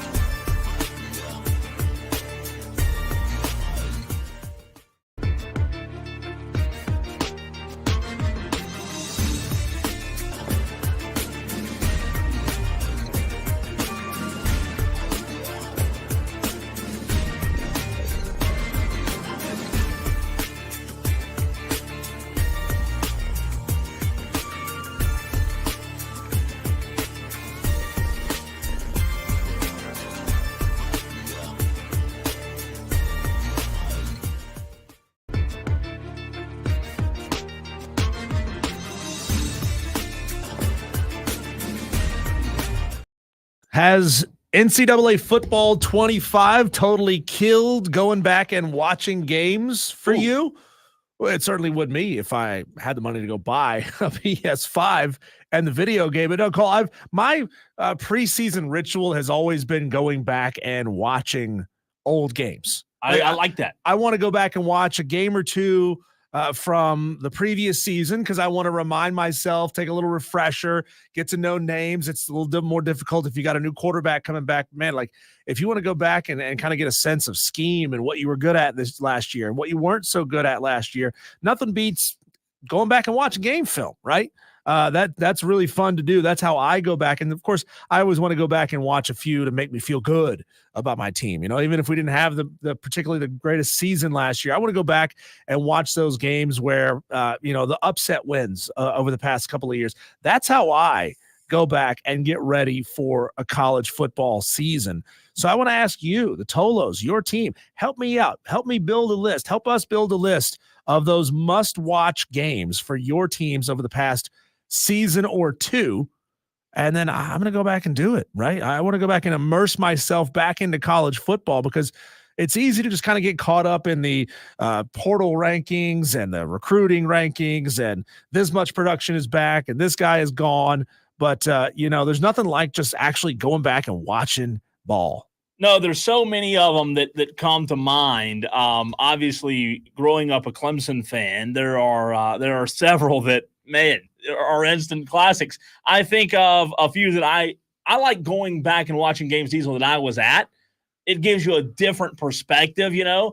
Like I love going back and watching the Clemson Notre Dame Hurricane game. That's a good one. Yep. I like going back and watching the New Year's Chick-fil-A Peach Bowl. Was it the Chick-fil-A Peach Bowl where Taj Boyd and Newt Hopkins beat LSU 4th and 16 or something like that? I was there. I remember where I was when that game was going on. Yeah, it's just so long ago now. My memory is getting terrible, but that game was kind of the game that got Clemson. That's the one that launched him, yeah. Yeah, that launched him into the success. Those are the first two that come to mind, but God, there's a lot of them. Do you have like a time limit of how far you like to go back? Yeah, I don't like going back. Once it gets back to the point where the video looks a little bit fuzzy, when the footage looks old, that's kind of when I stop going back. Bobby Bowden's a good I have a hard cutoff. time watching anything that's still an old 4x3. Yeah. Right. It's amazing how much footage has changed. You remember watching those games on TV when they were live thinking, wow, this looks incredible. And then you go back and you watch it on a modern television. It sucks. Yeah, it's rough. I mean, we were just basically watching orange blobs running around on a field, garnet blobs running around on a field. How about 2016 going back and watching Louisville, Clemson 3 versus 5, man. Deshaun versus Lamar. We talked about that earlier with the AFC North conversation. I mean, it didn't have like one of those all-time GOAT Dabo quotes at the end of the game, but it was still pretty good when he said at the end of the day, you either have the heart or you don't. I mean, that's one of those. I think that was maybe towards the tail end of the really good GOAT Dabo post-game quotes, but that was a good one. That was a good one. What about you, Tolo? 71307. Text in at 71307. Start your text with keyword fan or by messaging in on the stream. Madcraft says number 5, Miami, number 3, Notre Dame, blew them out in prime time. It was glorious. What year was that, Madcraft? Yeah. Oh, there he goes. Thank that you. was quick. Yeah, Madcraft. There's a couple of games that I refuse to go back and watch. I mean, I'll go back and watch my team lose. That's not really a problem for me. It's tough, but those games where my team was like that close to taking the Power 5 scalp, the Miami game, circa what was that, 2022, I believe. I mean, that's one of those brutal games. De'Aaron King was the quarterback at Miami, and he just willed his team, walked his team down the field at the end of the game when these two teams had been slugging it out for a while. It's just, I mean, it's frustrating as hell to watch because you know how good that guy was, but you realize your team was just that close to picking off one of those wins. And why those wins are so special to me is obviously I know what happened to App State after beating Michigan and the trajectory that put that program on. And I'm thinking, man, if they could have done it a couple of more times, right? If they could have beaten Miami there, if they could have beaten Penn State on the road, if they could have beaten Tennessee on the road, win a couple of more of those games, and who knows? I mean, I don't see I don't see we're being in the ACC or anything like that, but you never know, like what kind of trajectory that could put you on. I didn't realize the Chick-fil-A Bowl that I was talking about with Clemson and LSU, when LSU was 7 in the country. It seems crazy that was 2012. No way. That's crazy. I would have said like 15. 2012. 14, maybe. 25, 24. There were so many. I was at a strip club watching that game. Really? Yeah. I mean, I was working. I would not have guessed you said I was working a radio station event at a strip club when that game was Good happening. clarification. Yeah. Good. Well, there as a customer. I wasn't there as a customer. I was working. That was an incredible game. There was a lot of NFL talent between both of those teams in that one. Texter from the 344. I went to Williams-Brice for Kentucky versus South Carolina in 2007, 3 versus 6. Norwood returned a fumble for a touchdown. The stadium shook beneath my feet. That's a good one. Are you the kind of guy that if you go to a game, assuming you win, you'll go back and watch it on TV later? Yeah. I want to hear what the announcers have to say. 772 says, as a Georgia fan, watching Keely Ringo take the interception back to the house and the Natty still gives me goosebumps. So I'll be watching the 2022 National Championship again. Well, listen, Texter, I'm not trying to start a war with you, but you just better be glad that those two critical key players listen, not taking anything away from the Georgia dynasty, the mini dynasty that's going on right now, but in 2022, that Natty, the way that Bama beat Georgia in the regular season and then lost the two key players that were out for the rest of the season, that game's a lot different. They lost their best players, and I'm not saying Georgia doesn't win that game. I just would have loved to see that game if Bama was healthy. All right, 5 o'clock fight next.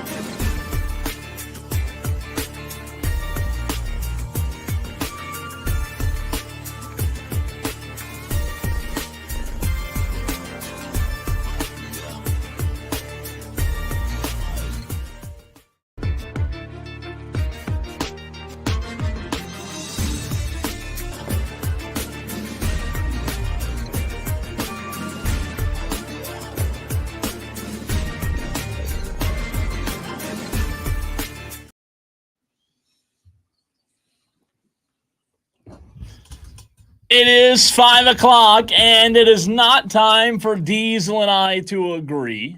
We Not don't time for us sit to around- hug. Yeah, we don't hug it out here. This is not the time for that. There's a time and a place for that, but it's not 5 o'clock. Surely there's no way we can have 3 brand new topics to fight about today, right? We've ran out of topics. However, we do. We have 3 good ones today, and you can play along. It is the 5 o'clock fight. It's an all-out slugfest, and nobody's leaving unscathed. 3 topics, 1 winner. It's the 5 o'clock fight on Wire to Wire with Diesel and Cole Bryson on the Fan Upstate. All right, if today is your first time tuning in, whether you're tuning in on the old-fashioned radio, 97.1 Spartanburg, 97.7 Greenville, or you're listening on the Odyssey app, or you're watching on Facebook, Twitter, or YouTube, this is the 5 o'clock fight. There are 3 rounds. Diesel and I will disagree with each other on all 3 rounds, and you, the Tolos, you, the audience, the listener, decide who wins and who loses. Text the show beginning right now, 71307. Start your text with the word fan. Let's get it going. Diesel, we talked about this back in segment number 1. This one's tough, but it has to do with the Atlanta Braves, who did win 2 of 3 before the All-Star break, right? Maybe a little positivity to take with them into the second half of the season. Round 1, will the Atlanta Braves make a move in your mind before the deadline? So this one is a tricky one because I can really paint you in a corner with my answer. However, Cole, I'm going to give you a little wiggle room on your answer because that's a really tough spot to put you in. I'm going to say, yes, they do make a move, but it's not going to be with a hitter. Oh, I think the move that they make will come in the form of a really good late inning pitcher. So a bullpen guy, I think, is going to be the move. I know we talked earlier about an offensive player, so if you want to go there, I'm going to give you the chance to go there. But I think they do make a move. They feel pretty good about where they are on the offensive side, considering things have started to kind of pick up a little bit over the last 10 games or so. There's been some inconsistency, 2 games, I think, where they got blanked. But I mean, they're back to scoring 5, 6, 7 runs a game. So I think they realize that the bullpen is their biggest liability. I don't care how many hitters you get. If you don't have a good bullpen, you're not going to lose. You're not going to win a lot of games. So, yes, they make a move, but it's going to be in the pen. I don't think the Braves make a move. Really? No, I think wow. For whatever reason, and I don't agree with it, I think they're happy with Kelnick. And I'm not saying he can't be a good player one day, but I'm just saying right now he's not a guy that's going to help you make a postseason run. For whatever reason, I don't know that management and Alex Anthopoulos feels as if there's enough talent right now to plug a guy in and go make a World Series run. Without Strider, without Acuna, without Michael Harris, there's so many guys that are out. It's going to be tough to plug in one guy and rely on that one guy to take you on a magnificent, miraculous postseason run circa 2021. I wish it would, Diesel, but I say no, they will not. The Atlanta Braves will not make a move. So no Jazz Chisholm, no. I wish. No, I wish. Wow. I don't think so, though. Wow. I don't think so. What do you say? 71307. Also, if you're one of the 125 people watching on the stream, now 126, chime in right now for round 1. Round 2, fight. All right, Diesel. If your team's playing, but you can't watch, you're working, you're shopping with your wife or whoever, wherever you are, right? You're doing something other than watching the game. Do you constantly check the score, real time, bam, bam, bam, or do you ignore it, unplug, and watch the game later? Oh, man, I am walking around Target like this. I am looking at it constantly. I'm doing that little drag down thing to get it to refresh as many times as I possibly can. I mean, I am glued to my phone during a game. If I can't watch it, if I'm somewhere that I can't, I am sitting there. But good thing now is so many games are available to stream and watch live. But hey, sometimes you just don't have the bandwidth wherever you are to make that happen. But no, man, like I am inside this thing when my team is on. For the rare occasion that I can't watch it, and I do say rare, I usually try to unplug. Like during football season, unfortunately, there are many Saturdays, many games I don't watch because it also is during hunting season, right? And they happen at the same time. So I'm in the woods a lot during the fall. And I would rather go home and watch it without knowing, even if it is an hour later, right? I'd rather go home and watch it and feel like I'm watching it for the first time. And that's the days You have of that that kind of discipline? Well, that's what I was going to say. The days of that are just, it's so hard to do that. Well, now everybody wants to text you also. Yeah. They're like, hey, did you see this play? Oh, my God. And Can then you believe get it? and you look in your phone as an update, ESPN, or you turn the radio on and they're talking. It's so hard to unplug. Dude, when I am watching, if I'm watching a game and I know I'm watching on streaming, so I know there's a little bit of a delay, I have to take my watch off. Oh yeah, I can't because it'll alert you immediately when something happens. I don't want to know. I need to wait to see it live. I didn't think about that. I forgot the watch. I used to have an Apple Watch, but I hadn't had one in so long. You can't even wear the watch now because they'll kill you. The days of watching it, though. It's just like pick up the pace, ESPN. Why can't I watch this game live? Why do I have to watch it on a 30-second delay? And I've got other friends who are streaming it also. They may be streaming it with a different device or something like that, but they're only 15 seconds behind. I'm 35 seconds to 45 seconds behind. YouTube TV is significant.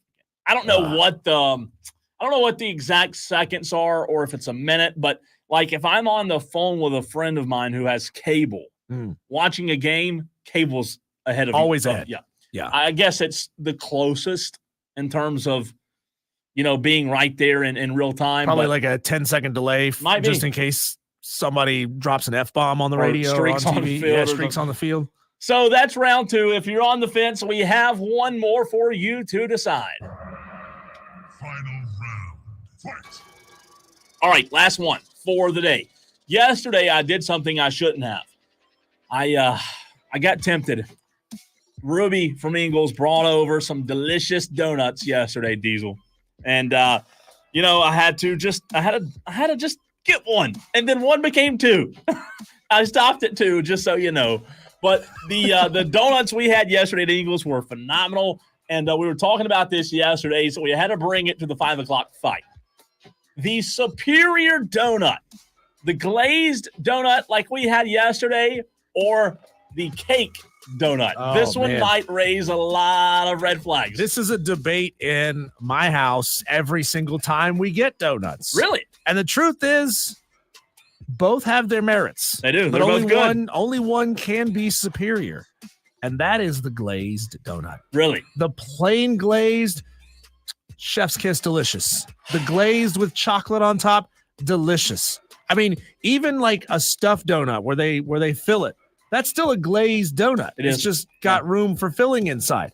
You can't touch a glazed donut. There's no way, shape, or form that anything is ever better than a glazed yeast donut. They're good. To your point, both are incredible. We're not, we're splitting hairs for I'd sure never say on no this to one. either one of them. No, I wouldn't either. However, I think I just grew up eating so many glazed donuts. I don't know if I've gotten tired of them, but I do feel like if I want a donut now, it is just something different. Like I have a better appetite for a cake donut. I love the cake donut. A cake donut, I guess you could even consider the small white ones that we used to eat. You still eat those? I hadn't eaten those in forever. Yeah, I love them. Yeah, dude. I used to sneak good. in the house. I remember one time I got caught sneaking into the house to steal a Sweet 16. They're so good. And my parents caught me immediately because I didn't realize I had powdered sugar all over my face. The white stuff. The evidence was on your face. It really is. I like both, but I'm going cake because I think I got tired of the glaze too much. And again, I'll eat both. I know you're not a coffee guy. No. But do you dunk your cake donut in your coffee? It's good. It helps because you don't get as much of the coffee flavor. Like, oh, come on. It helps. I don't mind make a cup of coffee after you said that. I don't mind. I love the smell of coffee. You know that. If I drink coffee, I have to doctor it up a lot. I mean, a lot. So quick recap. Round 1. Will the Braves make a move before the deadline?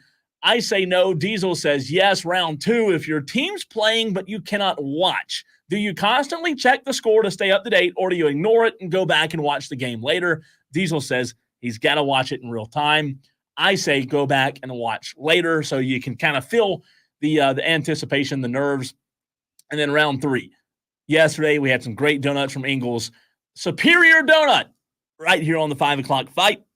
The glazed donut or the cake donut. Diesel goes glazed. I go with the cake donut. Both are great, but we have to choose between one. And if you want to submit a fight, you can. Here's how. What do you want Diesel and Cole Bryson to fight about next? If you've got an ass, I'll kick it. Submit your topics to Diesel at thefanupstate.com. Subject line fight on the Fan Upstate. Now I want donuts. And we just had them yesterday. All kinds of donuts. God. All kinds of donuts We are do good. this every 5. We're always Except for talking about raspberry food. stuff. Those are not good. So I'll say this. I'll eat them. I don't love stuffed donuts. Not even with like buttercream inside. I'll eat or them. What are they? chocolate inside. Yeah, I mean, come on. no. If it's Lemon the last meringue. one, see, I don't like the lemon meringue at all. Not a fan. That's fair. Not a fan. I think you're wrong, but that's fine. That's I'm good. not You know what? I'm glad you don't like those because next time somebody More brings for you. donuts, there's more for me. Yeah. And I wasn't even here to. Was it the other day we got an ice email? cream. Yeah, we got Oh, an it was email. ice Ice cream, cream not was donuts. here. I was here. Were you here? If it was donuts, I'd have been here. Who brings ice cream at 10 o'clock in the morning? Right. Because they want the morning shows to We talk missed about out. We missed it. Yeah, out they on want the the ice morning cream. shows to talk about the ice cream.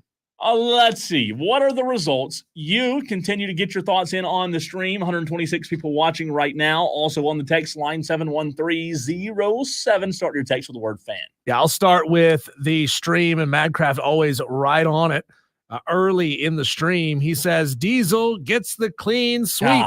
Alex Anthopoulos is almost always aggressive, and Cole Krispy Kreme would like a word with you. Yeah, that's true. They don't have cake there? See, I gave you the opportunity. No, I don't think they do. Oh, Madcraft, it's been a while since I've been in a Krispy Kreme. Me too. I go to the drive-thru a lot, and when you go to the drive-thru, you order what it is that you like, right? Sure. You don't get to really look at the case. Do they sell cake donuts at Krispy Kreme? Or They've got to now, right? Yeah, are they exclusively yeast? Surely not. Donuts. They surely don't discriminate. I that. gave you the chance there, Cole, with fight number 1. Yeah, you did. To see if you would say yes, they'll make a trade, think you will. I don't but have it'll faith. be a bat, not so much an arm. Wow. I don't have okay. faith. You told those watching on the stream, jump in and keep your votes coming in. I know we always really crush it on the text line with these. 344 says Diesel round 1. He hadn't got the rest of his in yet, I don't believe. Corn Chip says, sorry, Cole, you got round 1, but Diesel gets the last 2. Yeah, where were you yesterday, Corn Chip? Oh, man. I saw you texting. I'm just giving you a hard time, Corn Chip. Couldn't make it. He did message in and let us know that he couldn't make it, so we do appreciate it. That way we weren't sitting there like a dog at the door waiting for midnight. Somebody to come home. Yeah. 491 says, round 1, Cole, round 2, Diesel, round 3, tie. Depends on my mood. There's no ties here. Come on, there's no ties here, baseball. Texter. We need a vote. G says Diesel wins 2, Cole wins 1 and 3. So I finally got a win today. John Dog, Diesel round 1, Diesel round 2, Diesel round 3, glazed donuts for the sweet. I'm going to tell you the truth, Cole. All those donuts that didn't get eaten yesterday came home with me. How many more? There were like 6 more donuts. There's a half a dozen donuts left, and they're sitting in my pantry. How many's left now? There's 4 because I had 2 of them this morning. They're so good. They're so even the next day. They're still such good donuts. I told Ruby yesterday that was the first time I'd had donuts from Ingles. I forget about them because they're back in the deli, on the right, kind of tucked away, and I forgot about them. They're good. Maybe it's a good thing that we don't set up next to the bakery. Yeah. 100%. I said deli. I'm sorry, I meant bakery. There's a good thing that I forget about them because they were really, really good. Texter says there's a fresh donut place at the Silos in Easley. Texter, don't tell me that. I drove by there last week. Really? Yeah. Said so. Oh, Amazon guy said that. He said, "OMG, so we good." have gone on a kick, Cole, over the past 2 months or so, getting up early on Sunday mornings, going to these bougie new donut joints. Really? All over. There's Scout Donuts. There's bougie donuts. Yeah. Oh God. Yeah. Oh yeah. didn't know Scout that. Donuts close to downtown on East North Street. I mean, we stood in line. You're gonna say this is some white people stuff to do. We stood in line for 40 minutes for donuts. Now, we also went at the worst possible time that we could go. right? We went at like 11:30 in the morning on a Sunday. So like church had just let out. There's a bunch of people getting donuts, right?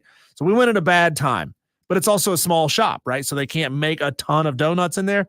It was out of this world because they're like croissant style, flaky layer on top of layer. Okay. Oh my God. Was so good. Is Duck Donuts considered a bougie donut? I would say, yeah. It's yeah. good, though. Duck Donut. I've never been to Duck Donuts. I know there's one here. So good. There's another new one. Blanking on the name of it. It's on Lawrence Road in Greenville. We need a donut sponsor. Bad. Yeah, we do. Oh, God, I would be 100. Rob Brown has a sponsor about losing weight. Me and you have a donut sponsor. Oh, that'd be good. Texter says glazed donuts more than cake, so Diesel wins. Parlor Donuts is the one that I'm thinking of. Parlor on Lawrence Road. Really good. Bo Expensive, says, but good. Bo goes Diesel with a clean sweep. That's twice for me this week. People are going to start to talk. The texter who said that we tied on the third and final round said, fine, glazed donuts more than cake, so Diesel wins it. Yeah. Yeah. Nice. I mean, I think I got one win today. Would you wait in line for donuts, like a 40-minute line for donuts, if you knew that they were going to be that good? 40 minutes is and tough. expensive. I don't know that I can say. You're a little more pragmatic than I am with your money, right? I'm impatient. You'll say, yeah. I'm impatient.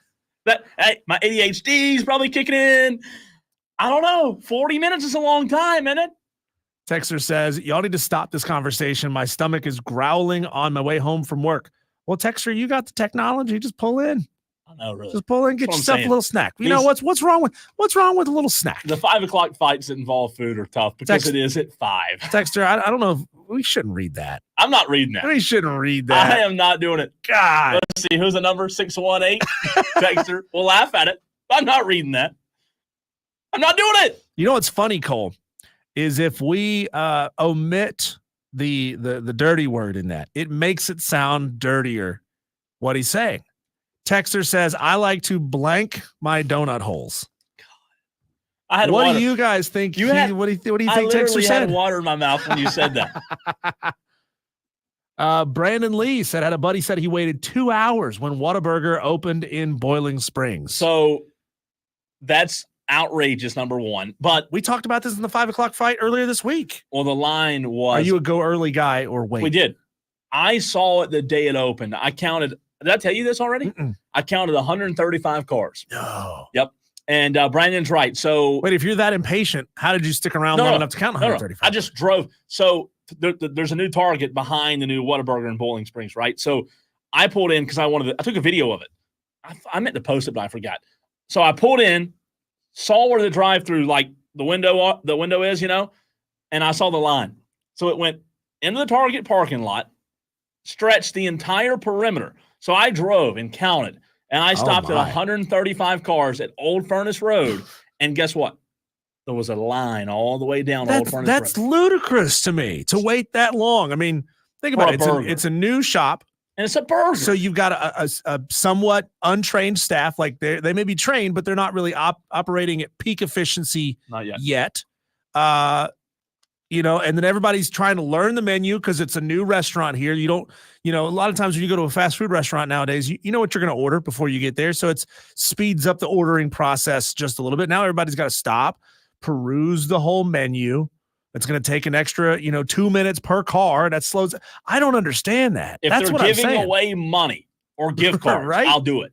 But for a burger and fries where the fries taste just like any other establishment, their burgers are big and they're good, but you can go to local establishments here in the upstate and get a better burger. Sorry. Yeah. Like you're going to wait an hour plus for a $12 fast food burger. People not have jobs. Yeah. What are y'all doing with your lives? Are y'all hiring? We had a texter earlier, Cole, who asked the question when we were talking about Caleb Williams and the Heisman, who asked, well, who do you think deserved the Heisman Trophy all those years? Well, Texter, I'm not going to get into all those years because that's a real big question. But the year that Caleb Williams won the Heisman, which was 2022, he was a finalist facing off against Stetson Bennett, Max Duggan, and C.J. Stroud. And who would I have given the award to that year? I would have given it to Max Duggan. Oh, really? Yeah, I would have given it to Max Duggan. So I thought you were going to say C.J. So TCU that year, Cole, was 11-1. Yeah, they were good. They trailed in games against Oklahoma State, Kansas State, Texas Tech, and Baylor. So he had 4 come from behind victories. Took them to the Big 12 championship game, which they lost, but they erased an 11-point second half deficit to even force overtime. Got into the playoff, a school as small with a small budget and not a lot of history and prestige behind them. TCU getting into the playoff and beating Michigan in the semifinal of that game, of that playoff. And you're telling me Max Duggan was not a more valuable player to his team than Caleb Williams was that year? There were 3 really hard choices that year. And by the way, Garrett Riley maybe had 1 or 2 things to do with Max Duggan that year. Hopefully he can bring some of that to Clemson this year. It'd be nice. It's crazy, though. Not to go back into that conversation and dive right back into it, but real quick before the break, there are talking about deserving. I think there are some you can say, I think Lamar deserved it in 16, but I also think Deshaun was just as deserving. Like Deshaun won a national championship, Lamar didn't make the postseason. Yeah. So, but I don't want the Heisman Trophy to necessarily be an award for the national championship winning quarterback. No, I don't think so. I don't either. I'm just saying when you have a quarterback that leads the team to a national championship, I think it adds more value to that guy. I think Lamar deserved it. I have no problem with Lamar getting it. It's just when you tell me Deshaun Watson didn't win a Heisman Trophy, that's I don't know. I cannot fathom that. And if Lamar Diesel wasn't in the same year, he would have. But Lamar was he was special, man. When we come back, Cole, we're going to keep it in the fight sphere and talk about Mike Tyson v. Jake Paul. It's back on. That's next on the Fan Upstate.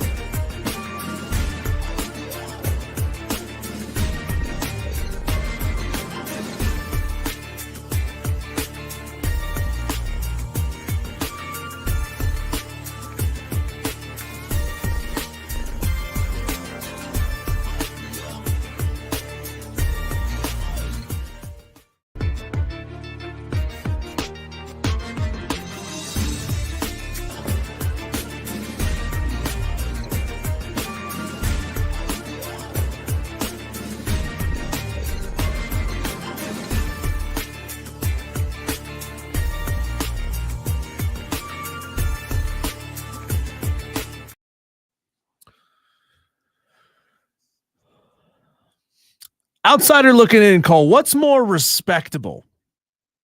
Jake Paul beating a 32-year-old MMA and bare knuckle fighter Michael Perry, who he's going to fight here in just a couple of days, or beating a 58-year-old former heavyweight in Mike Tyson. And how old's the first dude? 32. Jake Paul is 27. Which is more respectable? Yeah. Like you want to here's the problem. You want to say beating Mike Tyson's more respectable. However, is beating Papa Tyson, he's 60 years old? I mean, almost. I don't know that I can say that's respectable. Should a redneck get respect for beating up his dad in a backyard brawl? Because Mike Tyson is old enough to beat Jake Paul's dad. That's what I'm saying.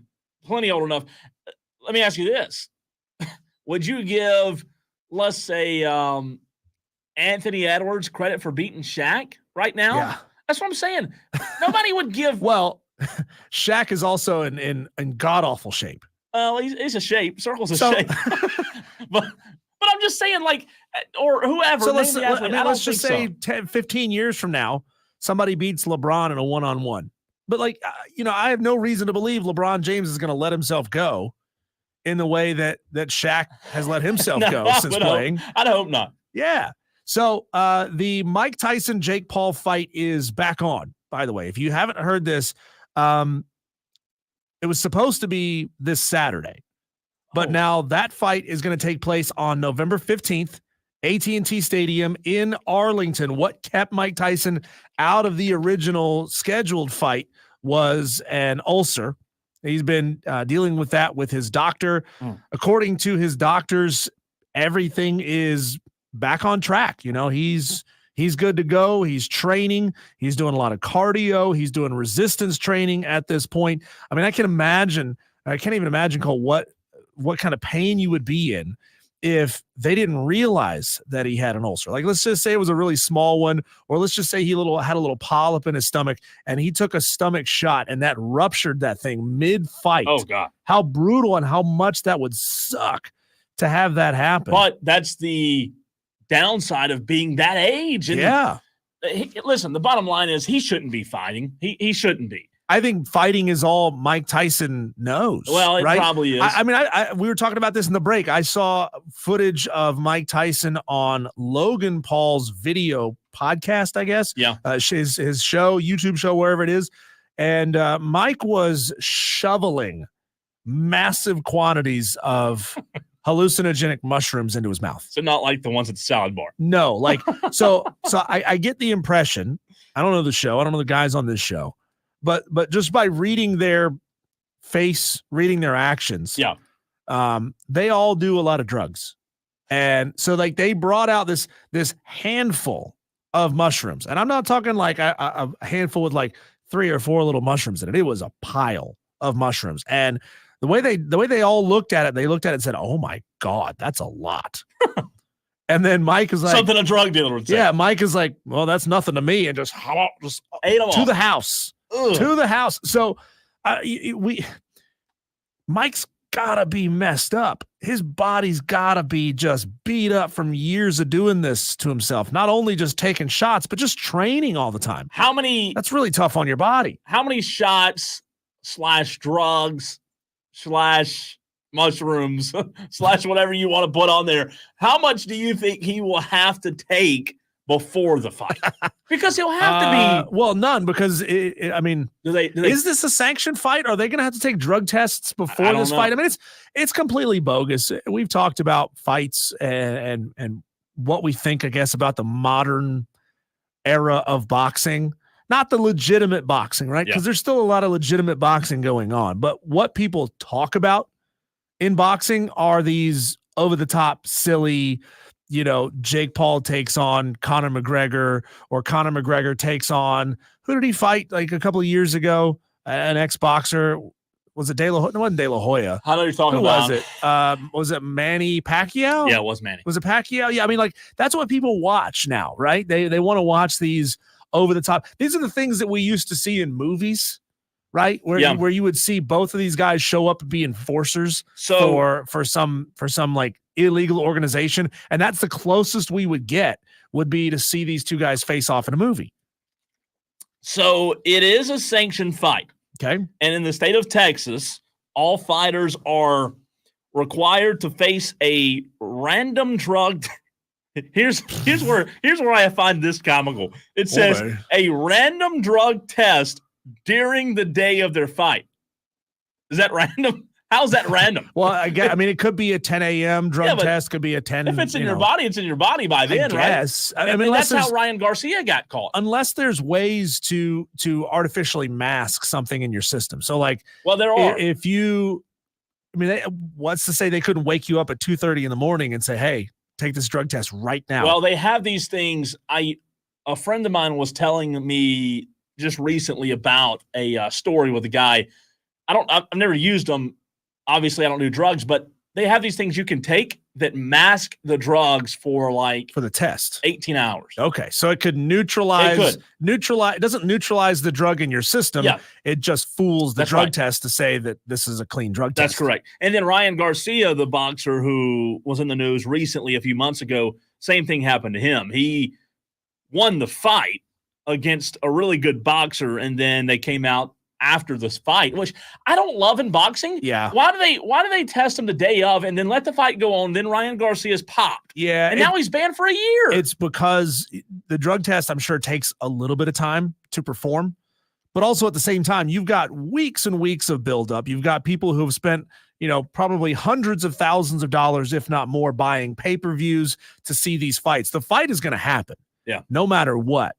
But the legitimacy of the fight can then be questioned after the fight, right? Which is just dumb. It is dumb. It is dumb. Why go through all of this? Why potentially, harm yourself long term or die for a fight that may ultimately get thrown out? And oh, by the way, we're going to spend millions of dollars on this event. Yeah. Well, that's the answer right there. It's money, right? There's so much money that's gone in to promote it. There's so much money being made on the fight. Of course, you've got the undercard and all that happens before it, but nobody's there for the undercard. They're there for the main event. And could you imagine the backlash if you had some huge main event fight that was set up to happen, and then 10 minutes before the fight, somebody runs in with a piece of paper that says, no, stop the fight. Yeah, this guy tested positive for marijuana. Everybody's already there. Can you imagine that? They're both in the corners, and here comes. It'll be like WWE, like this guy just running down the ramp. Yeah. Now there is. I don't know if you know this or the Tolos know or not, but there. And I need to text my buddy Scott, who goes to these events regularly. There's a local circuit of professional boxing that comes through Spartanburg, Greenville, like 2 or 3 times a year. And I went to it last summer at the Spartanburg Marriott. Phenomenal boxing that's locally. And I don't know the name of the circuit or when the next time they're here is, but it's one of those almost like a pro-am kind of deal in golf where the guys that come through they're not at the top of the game, but they're still really, really good. And it's still really entertaining. And I need to find out when that is again, because I went last summer, I believe it was, and it's phenomenal. I enjoy watching boxing. I tell you what I don't do. When the weekends get here, I don't know when anything is. I guess I have. That's why I love college football being on Saturdays. Right. I'm a creature of habit. I don't know. I'll hear somebody at a restaurant say, "Oh, the big fight tonight," or MMA or UFC. Mm-hmm. I don't know. They don't. I feel like they market it, but I feel like there's a lot of the general public who just don't know. You have to follow it and go look it up to find out when it is. There's not a set time in a day. So in reading up on this fight coming up, learning a little bit about Mike Perry and who he is. Never heard of him. Yeah, he's like you said, he's 32, so he's old for a fighter. Yeah, right. Came out of MMA first, and now is making a name for himself in bare knuckle fighting, which is gaining popularity, which is crazy. It's just crazy. Yeah, I mean, are we so desensitized in this country to where we said boxing, where there's rules, there's time limits, there's big padded gloves on them. I understand that they're not big padded. You know what I'm saying? There's gloves on them where you're probably not going to totally deform someone's face. People are like, yawn. That's boring. Yeah. I want MMA where they've got smaller gloves and they can use their legs. They can kick. They can put each other into holds. And in MMA, I guess, is getting to the point where even that's boring to the average fight fan, or to a subsection of the fight fans. Better to say it that way. A subsection of fight fans are like, well, that's dull. Gloves. Oh, yawn. I want to see more violent. I want to see a more violent form of fighting. And have you seen those slap? That's so stupid. Is it slap boxing? Is that yeah, slap fighting. Well, they will literally stand closer than me and you are, and just hard as they can. I mean, it looks brutally violent. It does. My big problem with the slap fighting is they use the hard part of their hand, like the butt of their hand. Ugh. They're not slapping with the middle of the palm out to the fingers. Well, they're slapping worse, with the hard part.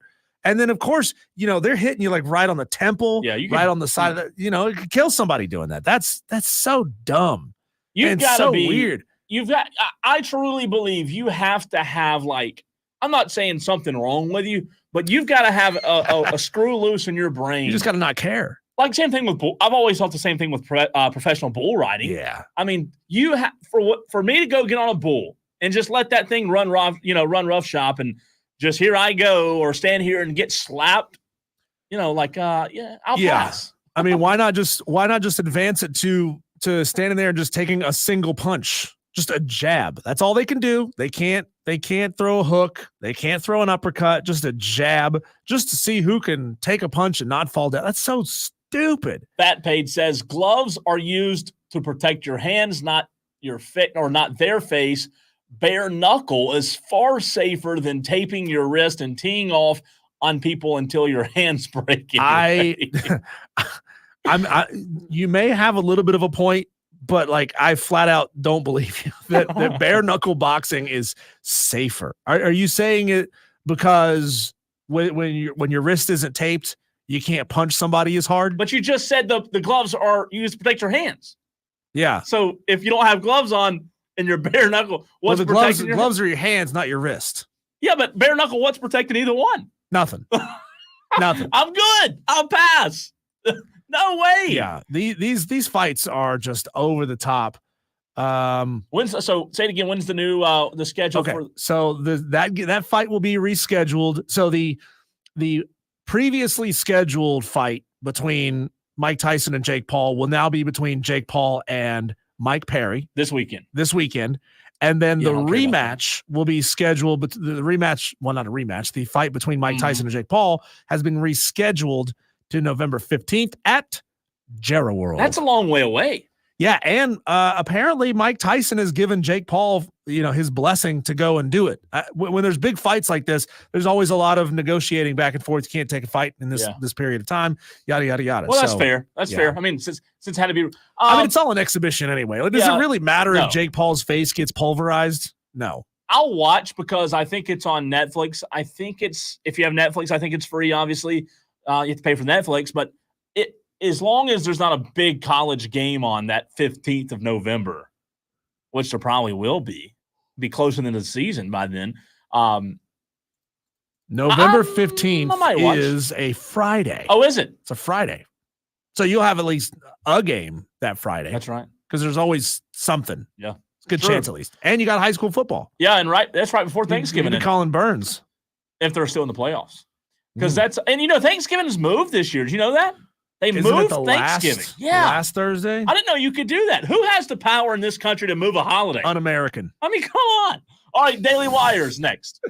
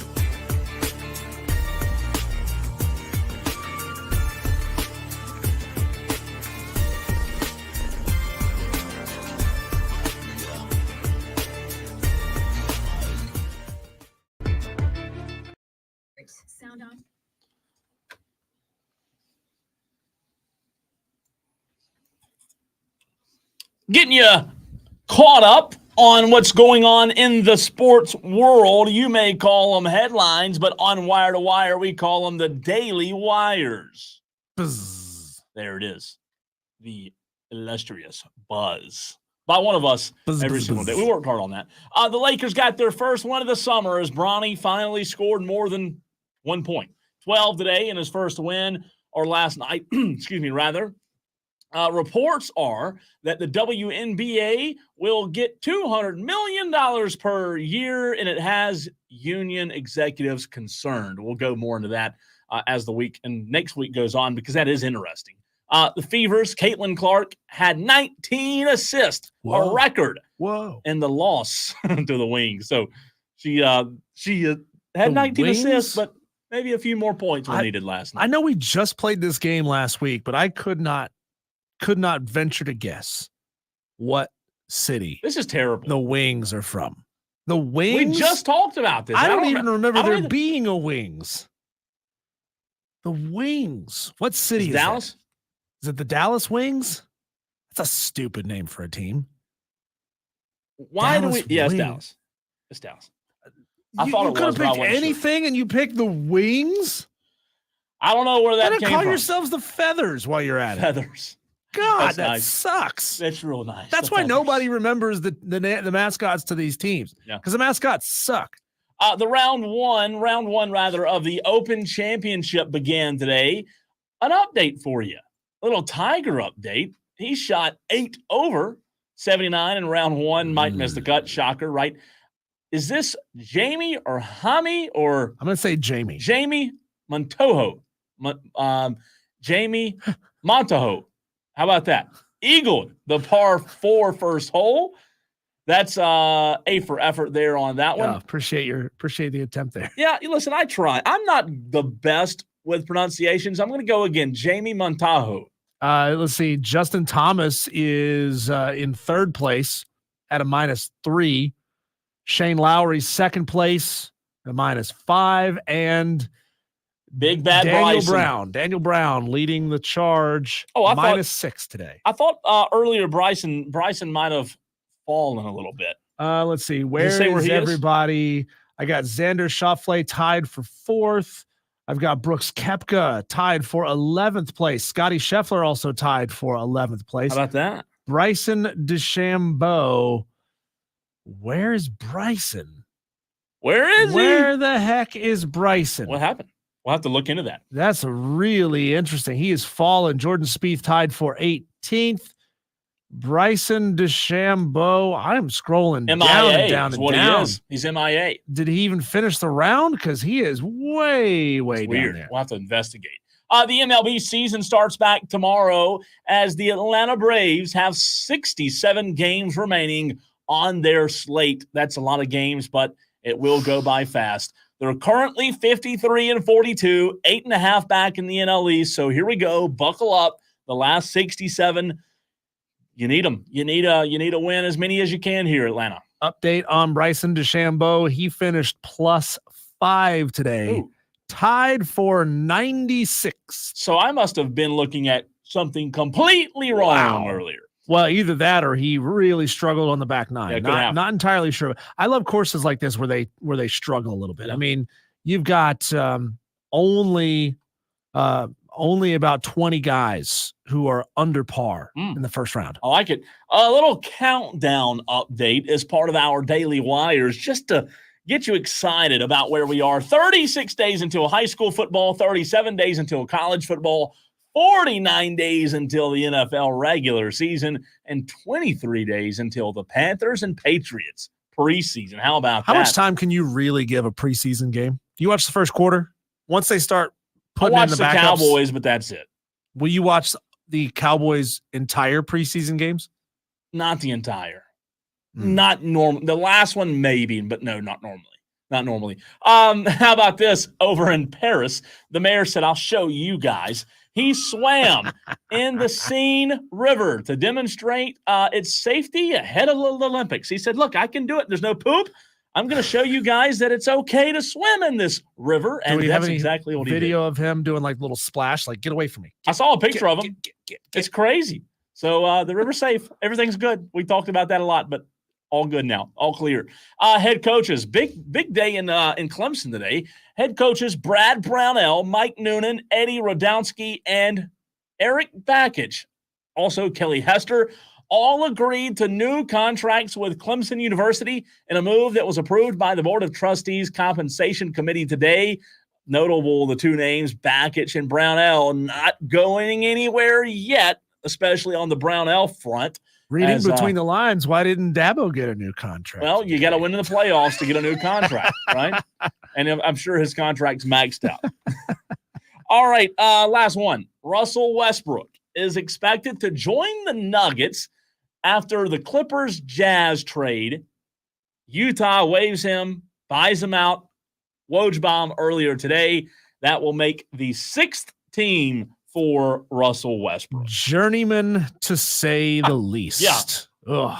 Russell Westbrook, just go ahead and call it, man. He needs to. Just go ahead. When we come back, we're going to replay a conversation that we had earlier. Really fascinating. Kind of look behind enemy lines for those of you ACC fans. We went deep with Kurt Weiler, senior writer who covers Florida State for the Osceola Rivals, rivals.com. Great conversation with him about the arrival of DJU, how he's changed and grown. And, of course, a lot about these recent rumors about Florida State and Clemson heading to the Big 12. We'll get to that next on the Fan Upstate.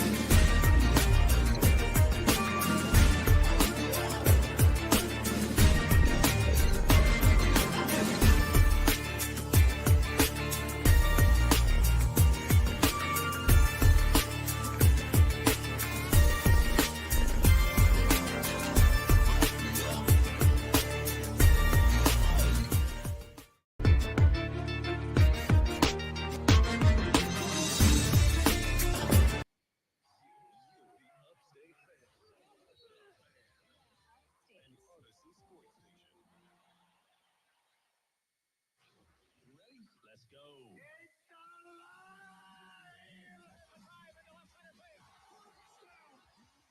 From the fields to the courts and the gridiron to the tracks. Electrifying sports talk from start to finish. You're going wire to wire. With Diesel and Cole Bryson. On the Fan Upstate. Talking season continues, a time that we love. Getting those lists out, getting ready for August. The coaches don't love it, but we do. And speaking of talking season, a lot of talk lately about Florida State. We've talked about them a lot this week with rumors with them in the Big 12 and in SEC and Big 10, or conferences not wanting them. Let me just say it that way. But it's time now to bring in Kurt Weiler. Kurt is the senior writer. He covers Florida State for Osceola Rivals, rivals.com. Kurt, have you remembered a time that non-football, non-field related Florida State's been in the news as much as they are now?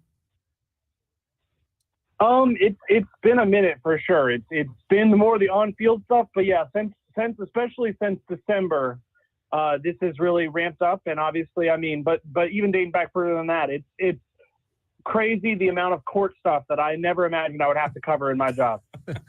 Kurt, what did you make as you read the article yesterday, the assertions laid out in Brett McMurphy's article, where he says he and his colleagues spoke to multiple Big Ten and SEC officials, from coaches to administrators to television people, et cetera. And they were saying things like chaotic and disruptive in reference to Florida State, and as a reason why neither of those conferences would be too interested in the Seminoles. I take a lot of that with a grain of salt. Obviously, some not great quotes in there. You don't want to be called a disruptive partner. It's not a great tag, but I would venture to say there are plenty of other schools and plenty of other athletic directors who, if they were in a similar spot, would go about it the same way. I think it's a factor of the situation that Florida State finds itself in. I mean, I roll my eyes, especially when it comes to the Big Ten, at the notion of what would Florida State add to the Big Ten. I mean, Florida State would add a lot to the Big Ten. Obviously, the SEC, you can more make that case. But I did find it funny for all the quotes in there. It was a lot of, I think twice someone said, but never say never. Like, because it seems like the what they kept attaching to that is we're not interested in Florida State or Clemson if the ACC survives. I'm not convinced the ACC does survive if Florida State and Clemson manage to get a way out. It feels like that's why this has been at a bit of a stalemate, and neither side's really giving anything right now, because I think the ACC knows it would not be in a great spot if it lost Florida State. So it makes sense in a way. They're not going to come out and say they're interested when Florida State is still very much locked into the ACC. I think we won't really know the truth of the matter until Florida State manages to find a way out of the ACC, and then we'll kind of see where the truth lies. Because I do remember seeing similar things about the West Coast teams in the Big Ten, and obviously that ended up happening. Kurt, it's fascinating that we're talking in the upstate of South Carolina about Florida State as much as we are, with the lawsuits, with the ACC, with Clemson. And, oh, by the way, Florida State has a former Clemson quarterback. Have you heard anything about the lawsuits and the destinations? I know I agree with what you said just now about they've got to get out of the ACC first. But even to that point, have you heard anything from Florida State officials and where they might see this going? No, I mean, it feels like it's tough. It feels like destined in some way for a settlement, just because it's hard to fathom this actually going to court and like the lawsuit actually being presided over by a judge. It just kind of feels like both sides have a lot to lose there. But obviously, I think in a lot of ways the ACC has more to lose, because I do think the ACC would have to really pivot if they did agree to a settlement with Florida State and Clemson. I mean, I know at the base level, obviously, I think we got a little less than a month until that August 15th deadline, where as things stand, if Florida State, if nothing is agreed to prior to August 15th next month, they'll be in the ACC in 2025, as will Clemson. Kind of that's the date where if you want to be out the following year, you have to declare it by then. And I can't fathom Florida State being in a place financially to get out with what that would currently look like, with questions about their TV rights. So if they wanted that to happen in the next month, I think a settlement would have to happen. And considering we haven't really heard any progress on that front, I'm not convinced it will at this time. Kurt Weiler, senior writer who covers Florida State football for Osceola Rivals and Rivals.com. Florida State over the past couple of seasons, Kurt, has been such a transfer-reliant team. You know, it's feast or famine. You know, a lot of guys coming in, a lot of guys going out. Do you get the sense that Mike Norvell is comfortable with staying in that sort of pattern and being a transfer type of head coach? Or do you see him wanting to kind of turn this thing back towards high school recruits and then using the portal to supplement? Yeah, it's interesting. I think long-term he would even like to. I mean, obviously – They've scaled back the portal somewhat from where it was. They didn't take. I think they only took one in the post-spring window when the thought was they might take more. And I think some of that was belief in what they have. I mean, they're taking 3 homegrown players, 3 non-transfers who they signed out of high school to ACC kickoff. It feels like a bit of a statement about maybe where he wants things to go. It feels like that is still the more traditional path going forward. I do think this year they took as many transfers as they did because, I mean, A, they lose a lot. And B, it feels like this is an important year for Florida State. They're going to take a step back in some capacity. I can't fathom they're going to go 12-0. You can't rule it out, but I can't imagine they're going to go 12-0 again with all they're having to replace. But it feels important to not lose too much of that momentum. If the fall-off is to 9 or 10 wins, it doesn't feel that significant. You don't want the fall-off to be to 7 wins because then the talk starts about like, oh, well, was that just all those factors coming together for kind of an anomaly season? So it feels like I do think going forward, I mean, the high school recruiting has improved the last few years in particular as they've gotten further away from COVID and they've built more of those bonds. This was a staff when they got here didn't have a ton of bonds in the state of Florida with those high school coaches and high school prospects. But I think this year was important for them to kind of keep that momentum going, at least moderately, to go as heavy on transfers as they did. Hey, Kurt, what was the overwhelming response from Florida State fans when DJ announced his commitment to Florida State? Yeah, I think generally people were happy. Obviously, they were recruiting. They hosted both DJ and Cam Ward on visits, and I think they kind of were in that waiting period with both of them. And then when Cam Ward originally put out the video that he was declaring for the draft shortly after, Florida State took DJ, and then Cam Ward ended up changing his mind and going to Miami.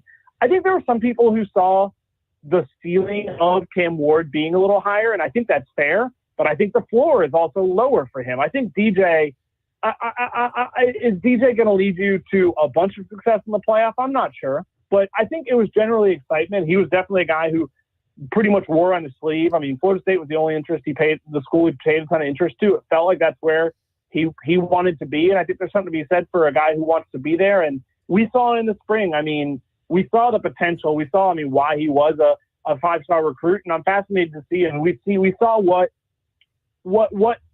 Mike Norvell and his staff did with multiple years of Jordan Travis and what they made him. I'm fascinated to see what they can do with 1 year of DJ Uyunglele. It's kind of a different proposition. Joined right now on the show by Kurt Weiler from Osceola Rivals. I don't know how much time, Kurt, you got to spend watching DJU live at Clemson a couple of years ago. I know you've done your homework and gone back and watched a lot of film on him. How would you say that DJ has grown and matured in the last 18 months since he left Clemson?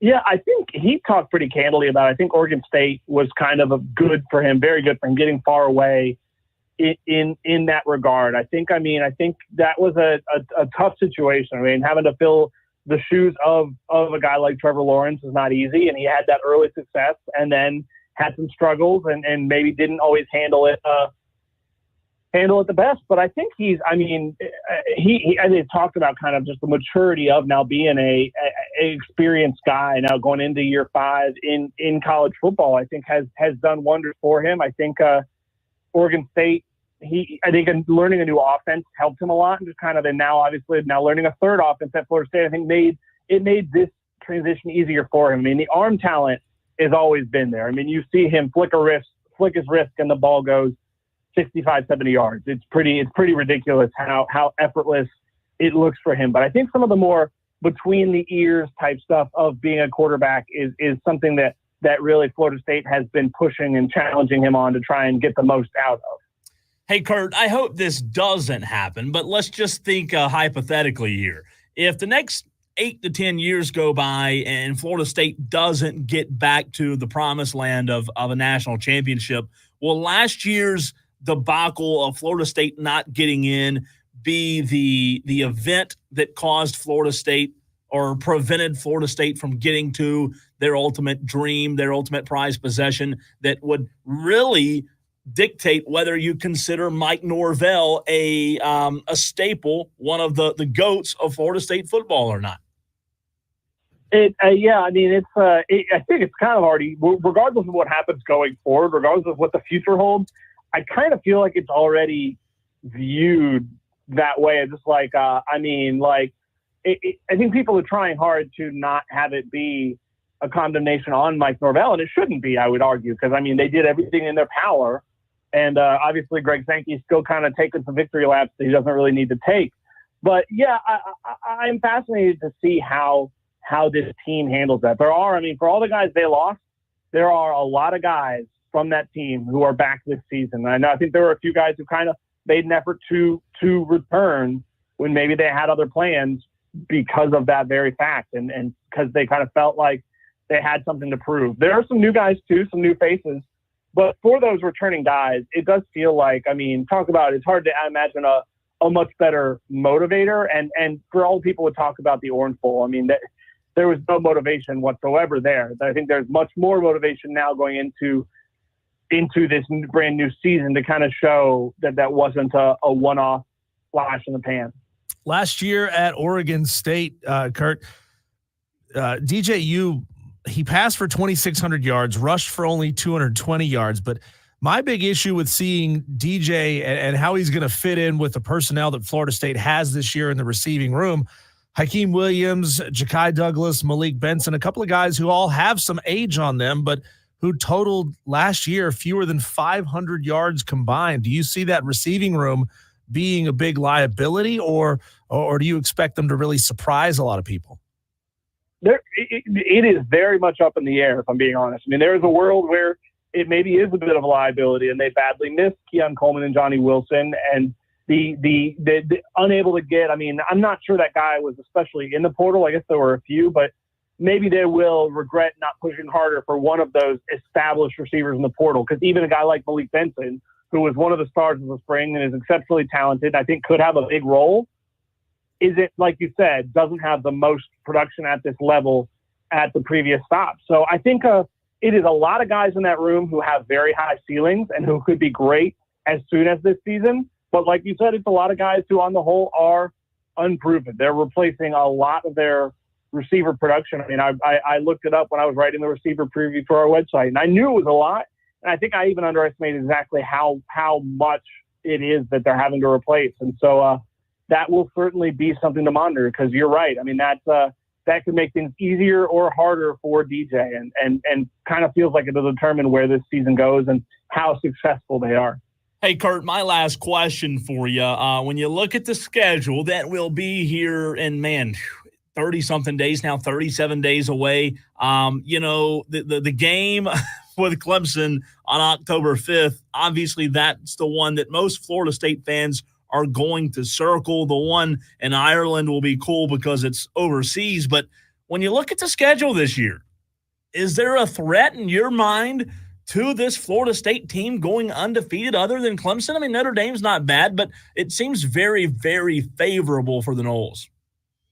Yeah, it's interesting. I mean, I'm not thinking in that terms. Obviously, yeah, Clemson being at home this year, Florida being at home this year is a plus. I mean, that Notre Dame game, I think, is circled as kind of one of the better non-con games of the year, of the season, potentially in November. I think when you look at that trip to Miami, I think a lot of people, there's some unprovenness about Miami. I think Miami opens the season at Florida. That'll be interesting to see exactly what this team is. But I think with Cam Ward, with Damian Martinez, the running back from Oregon State, DJ's former teammate, I think there is a lot of people who are eyeing Miami as maybe a team that makes a jump. It feels like an important year for Mario Cristobal. Those are the ones I would circle, and it is fairly backloaded. You're right. I think the interesting thing about that first month or so, the first 5 games really, when you look at Georgia Tech, when you look at Boston College, when you look at Memphis and Cal and SMU, Florida State should be favored, and I would say probably all 5 of those games. We'll see about SMU, obviously, it being on the road. But the thing is, it feels like very much a situation where, yes, they should be favored, but if they don't have their A game, I think any of those 5 teams could beat them. I think there's there's no slam dunk. They don't have the early season FCS game or even like a team where they're just a lot better than. So it definitely feels like a nice test of the consistency of this team, and it ramps up, but it's by no means a cakewalk before they get to that real tough stretch that starts with that Clemson game. Kurt Weiler, senior writer for Osceola Rivals, joining us here on the Fan Upstate. Kurt, does Chief Osceola Renegade, the Flaming Spear, still give you goosebumps every time you see it? Not every time, but in those big game atmospheres, I mean, when it's like Doak week in and week out, is Doak Campbell Stadium's not like the most electric atmosphere in college football stadium, but when a big game hits, it is up there. Like, it is at the very top of the ones I've been in for like that big, highly touted game, prime time night at Doak. I mean, that it is electric. That's a good way to put it. I don't think Cole and I have really discussed this on the show. I mean, I look at the whole thing with Osceola Renegade and the Spear as the undisputed best entrance in college football. In my opinion, maybe Southern Cal is second with the Trojans stabbing the sword into midfield. In your opinion, what is the second best? If you do think that what Florida State does is the best, man, there's some good ones. I mean, Enter Sandman is at Virginia Tech is great. Like you said, USC is great. I mean, everybody. I mean, a whiteout at Penn State. Yeah. I haven't experienced it in person, but it hits. I mean, I'm a big fan of the waving the Children's Hospital, the new thing at Iowa in the last few years. Yeah. I was proud. I will say, I played a little EA amongst the busy as things are starting to ramp up. The new college football game, and they nailed the Florida State, all of that. I was pretty impressed with the job they did. I know one of their main developers is a Florida State grad, so it makes sense maybe that he might want to put a little extra focus on making sure they nailed that, and they did. So as somebody who is a longtime reporter for Florida State, have you noticed, are there any issues with anything surrounding Florida State in the game? We had people reach out and tell us that it's like for South Carolina, the towel's the wrong color. We've seen that, with Stanford, they've used the wrong logo in a place or two, or have they just nailed perfectly everything about Florida State? I haven't noticed anything like that. There are a few, obviously, I think there are a few players missing. I know Hakeem Williams, the guy we talked about, isn't in the game, and that's just, I think, because he didn't opt in. It was the whole opt-in thing. I imagine it might happen later, but I mean, they had a hard job getting all those stadiums and everything ready. So it may not be perfect all around, but I think they did a very good job with Doak. Kurt, good stuff on the Florida State entrance. I grew up, my aunt is a big Florida State fan. I grew up going to a lot of Florida State games, except they were in the Chris Winkie era. So when you talk about that inconsistency, yeah, I hear you there. Hey, great stuff, man. We appreciate you hopping on the show. And look, let's do it again soon.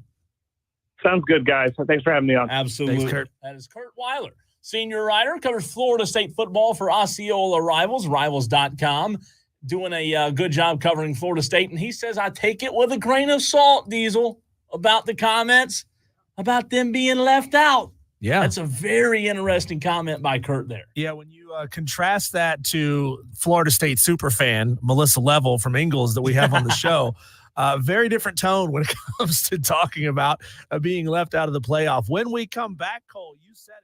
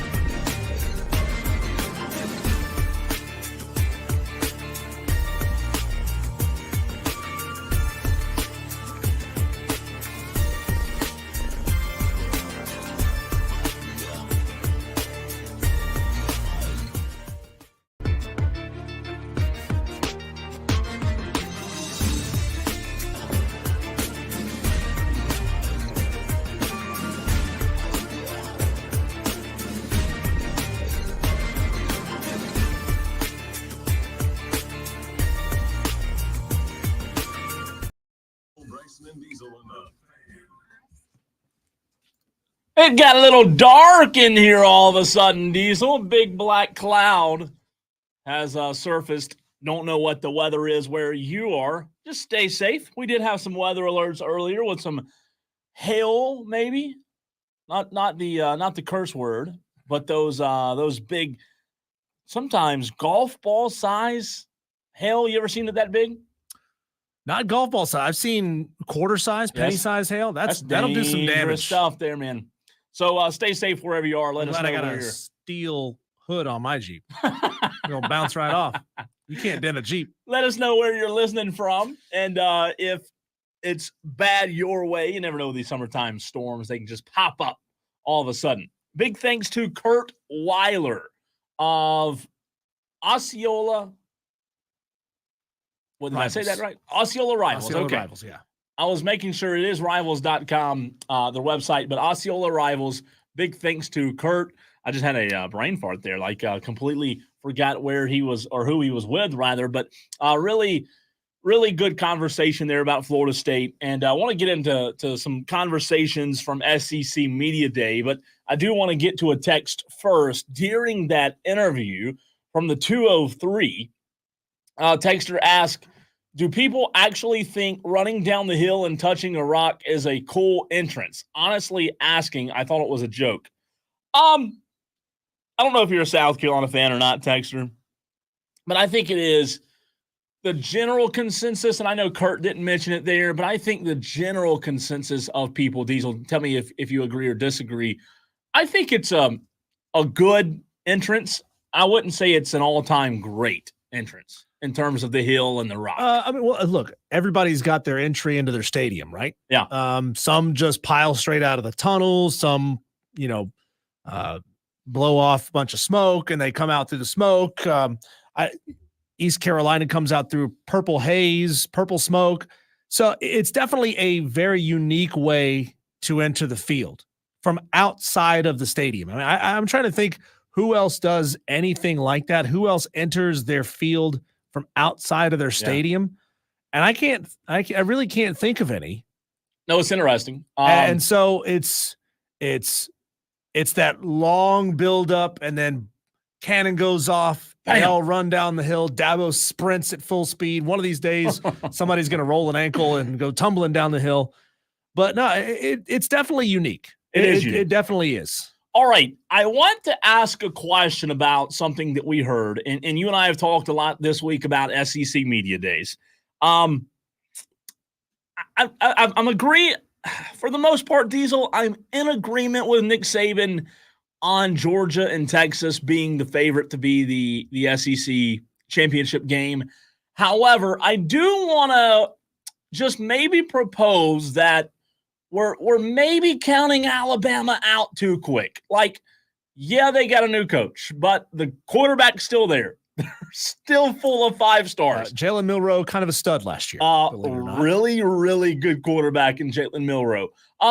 So I just think that while Texas is really good, Quinn Ewers is phenomenal. We know Georgia's going to be Georgia. I do think that maybe Nick might be doing it for another reason, but maybe we are counting Alabama out a little too early. Jalen Milroe, 2,800 yards, 23 touchdowns, 6 interceptions last year. Oh, is that 13th best QBR in college football. He's a rising junior.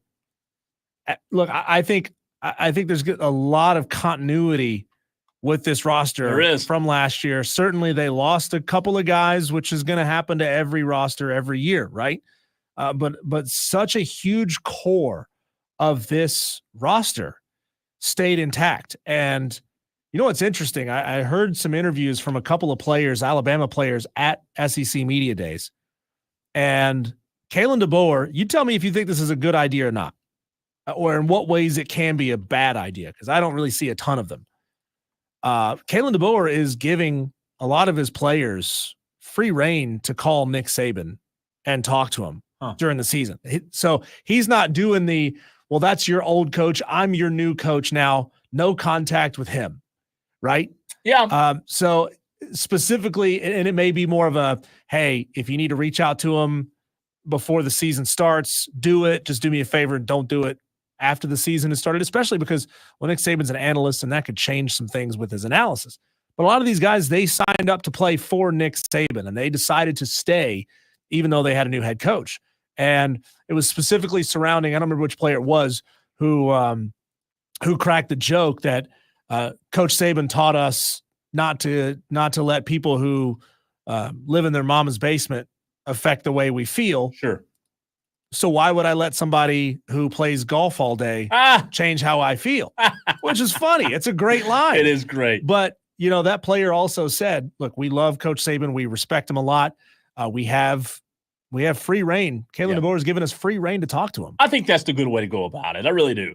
But my only thing with DeBoer is I think there's a general consensus that people don't expect Alabama to continue the success of the Nick Saban era. So, am I saying here, Diesel, that DeBoer can do what Saban did? No, because Saban is the GOAT. He changed the game.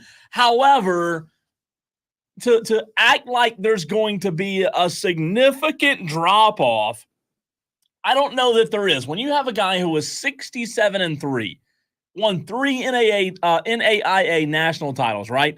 Went 9-3 at Fresno State, 25-3 in 2 seasons at Washington, national title appearance. This guy has a lot of the same DNA in him that Nick Saban had. There's a run of 104-12, Diesel, that Kalen DeBoer went on as a head coach. 104-12 was a run in terms of his record. He knows how to win. So, I just don't think that he's going to go from Fresno or NAIA to Fresno to Washington, Bama, and just forget how to build a culture. I do not think in the next 2 to 3 years you'll see a significant drop-off with Alabama. There's not a lot of coaches who could follow a Nick Saban, and you're right. There's no guarantee that Kalen DeBoer is going to be able to do what Nick Saban did. However, I do think Kalen DeBoer is uniquely set up to run this thing as close to the way Nick Saban did as possible, and keep the level of success high. Kalen DeBoer is not fallen off at all in recruiting. I think he's that coach that a lot of these dudes are going to respect. He's not a completely different culture guy from I mean, could you imagine if Alabama had hired somebody while he was still a hot coaching name like Matt Rule? Vastly changes the culture of that program, and the fan base is like, whoa, who is this dude? Or imagine them hiring an Eli Drinkwitz after a Nick Saban. It's a completely different culture. It's a shock.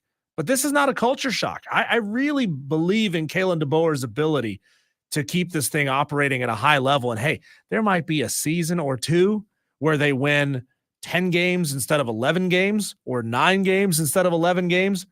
But then I think they're going to be right back. I think Alabama's going to be a player for a long time. So I agree.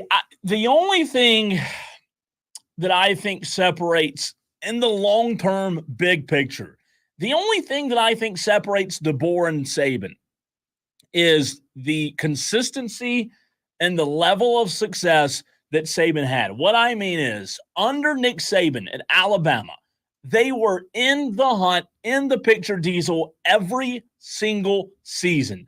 There were 2 seasons where they were out of the picture, right? Cam Newton, and also, oh, by the way, when they had to go against Joe Burrow and maybe the best LSU team ever, one of the best college football teams ever. So other than those 2, they were in the postseason every single year. If you told me that we still only had a 4-team playoff, I might be concerned. I really might. However, I've said it once. If I've said it once, I've said it a million times. I think the 12-team playoff is the best thing that could have happened to Kalen DeBoer. Yeah, Alabama's going to be stacked for an awful long time. Kalen DeBoer is that dude who has found success everywhere he's ever been.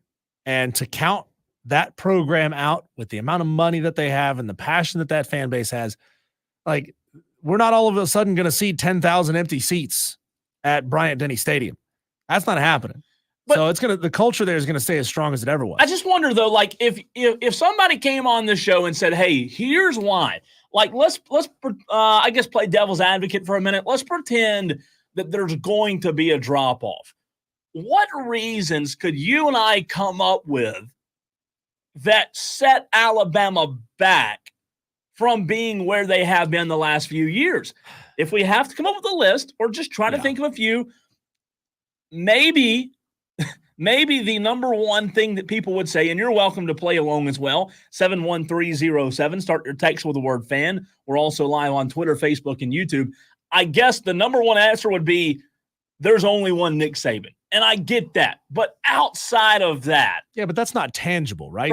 That's just a feeling that you get. Yeah, but that's right. Outside of Nick Saban, why will Bama not be the same Bama we've seen the last 10 years? And I get it. Nick Saban had a ton to do with that. Well, the only thing that I could think of still staying inside of, wait, it sounds weird to say, inside of Nick Saban is a result of what that player said. He said, we have free reign to go to reach out to Nick Saban. So what if there is, whether it starts small or it's a handful of key guys who they want to go back to Nick Saban for their coaching. And so they're not entirely bought in to Kalen DeBoer, right? You know, the terminology changes a little bit. Or they just had such a strong relationship with Nick Saban that instead of going to their coach, their current coach, they call up their old coach. Yeah. I don't know if they're going to be able to do that in season or not. If they have the discipline to not do that. So I'm just thinking, are there opportunities for confidence to erode in Kalen DeBoer and have guys constantly sort of be thinking about their ex? And it could be, and that's the whole point of this little game is to try to think of what could disrupt it. I would say off the top of my head, Diesel, the only thing that I think could stop the Alabama train within the near future would be not having the coaching tree and the coaching staff that Saban built, right? Mm-hmm. We know a lot of assistant coaches came through that program and went on to be Kirby Smart, Lane Kiffin. The list goes on and on. Dabo spent time as a player, right, at Alabama. The coaching tree that Alabama's formed, it will never be replicated. The only thing that I could think maybe we'll see a Alabama drop-off is two things. Nick's specialization at the defensive back position that put players in the league, maybe that hurting the team, and then the coaching staff not being as strong, because you can't really say it was always consistent because Saban had guys leave all the time, right? Yeah. They had guys going to the NFL, going to colleges, going to Georgia, going here, going there. So it wasn't the consistency like Dabo had, but it was more of, hey, we've got this reputation of being the best. Nick Saban was able to lose really good position coaches and then replace them with somebody who was just as good, if not better. Can Kalen DeBoer do the same thing? That's the $1 million question. Is there an increase? I don't know how many, without looking it up. It's bad radio to do it live. How many guys has Alabama been losing to the transfer portal? Yeah. And what if Alabama does drop off win total wise to 9 wins or 8 wins, even if it's just in the short term? Could that create sort of a chain reaction where guys say, well, we're only winning 9 games at Alabama now, or we only won 8 games last year. I want to try my hand in the transfer portal and go somewhere else. Alabama seems to be certainly capable of replacing those guys with more 4- and 5-star guys. So I don't think they're going to be at a huge risk of losing a 5-star guy and having to replace him with a 3-star guy. Mm-hmm. I don't think that's really going to be a thing, but it's possible. It's possible that some guys say, well, this is not the Alabama that I signed up for, so I'm out. Yeah, and the coaching staff's going to be really intriguing. Nick Sheridan's the OC. He was the tight ends coach with DeBoer at Washington. Kane Womack, the DC and linebackers coach. He, last year was at South Alabama as the head coach. So some new coordinators for DeBoer, a new DC, who was a tight ends coach with him at Washington, a new OC, associate head coach Freddie Roach, also brand new. He was an assistant, but he wasn't the associate. So that's probably where I'd hang my hat. That's probably where I would write down, highlight, put a asterisk beside of the coaching staff. To your point, I agree with what you said in terms of the replacement. How will they be able to replace like Saban did? Because the bottom line is DeBoer can still go get guys, but nobody else has that Saban drawl of being able to pick up the phone and get whoever he wants because he's Nick Saban. As good as Kalen DeBoer may be, he'll never have that. So I think Bama is as fascinating now as they've ever been in terms of big picture because it's the what happens now with Nick Saban. So Kalen DeBoer is 49. So he's not a young coach, but he's a relatively young coach. Sure. I mean, imagine a world where Kalen DeBoer stays around at Alabama for 10, 12, 15 years. Well, he could. And has them built back into a juggernaut. I mean, clearly people, students, players, coaches, fans, they buy what he's selling. And why would he leave? Right. They buy what he's selling because he's done such a fantastic job. Now he's at the pinnacle of college football. You said he's 49? 49. He's had a ton of success selling something, and it's working, right? So things may be a little different from the way Nick Saban did them. You've got to think that 10 years from now, him almost being 60, you would think he's still there then, right? Like 10 years from now? Unless he rattles off like 3 or 4 national championships and says, you know what? I'm done. Or goes to NFL. Yeah, I mean, Nick coached until he's 72 years old. I don't know exactly how old he was when he retired, when his birthday was. Yeah. But Nick coached into his 70s. So, I mean, what if Kalen DeBoer coaches another 20 years? And he would to be at Alabama for another 20 years, which would mean he's won a lot of titles. Yeah. But Bama doesn't want a guy that's going to be there for 5 or 6 years, right? They want a guy that's going to be there. You know, Saban was there a long time. Where do you go? I mean, Kalen DeBoer and his personality type, I don't know that he's an NFL type of guy. He might be, but I mean, is the NFL a step up if you're getting paid $10 million a year to coach at Alabama? What do you gain? You know, what do you gain from going to Alabama to the NFL? There's a lot of NFL coaches who probably would love to coach at Alabama. That like that might be a step up. Sure. Hey, when we come back, Cole, we'll take one more quick look around the sports world, get you caught back up with some of the latest on our Daily Wires. Next on the Fan Upstate.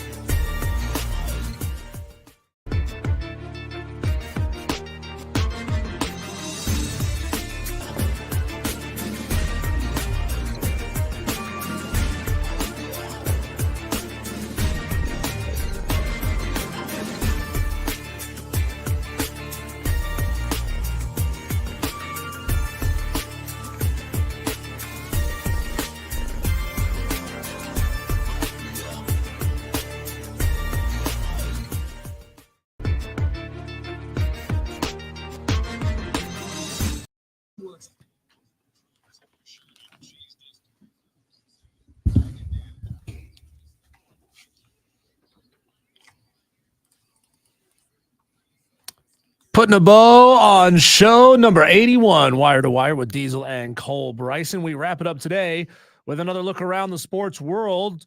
It's our Daily Wires. This is the buzz happening for you.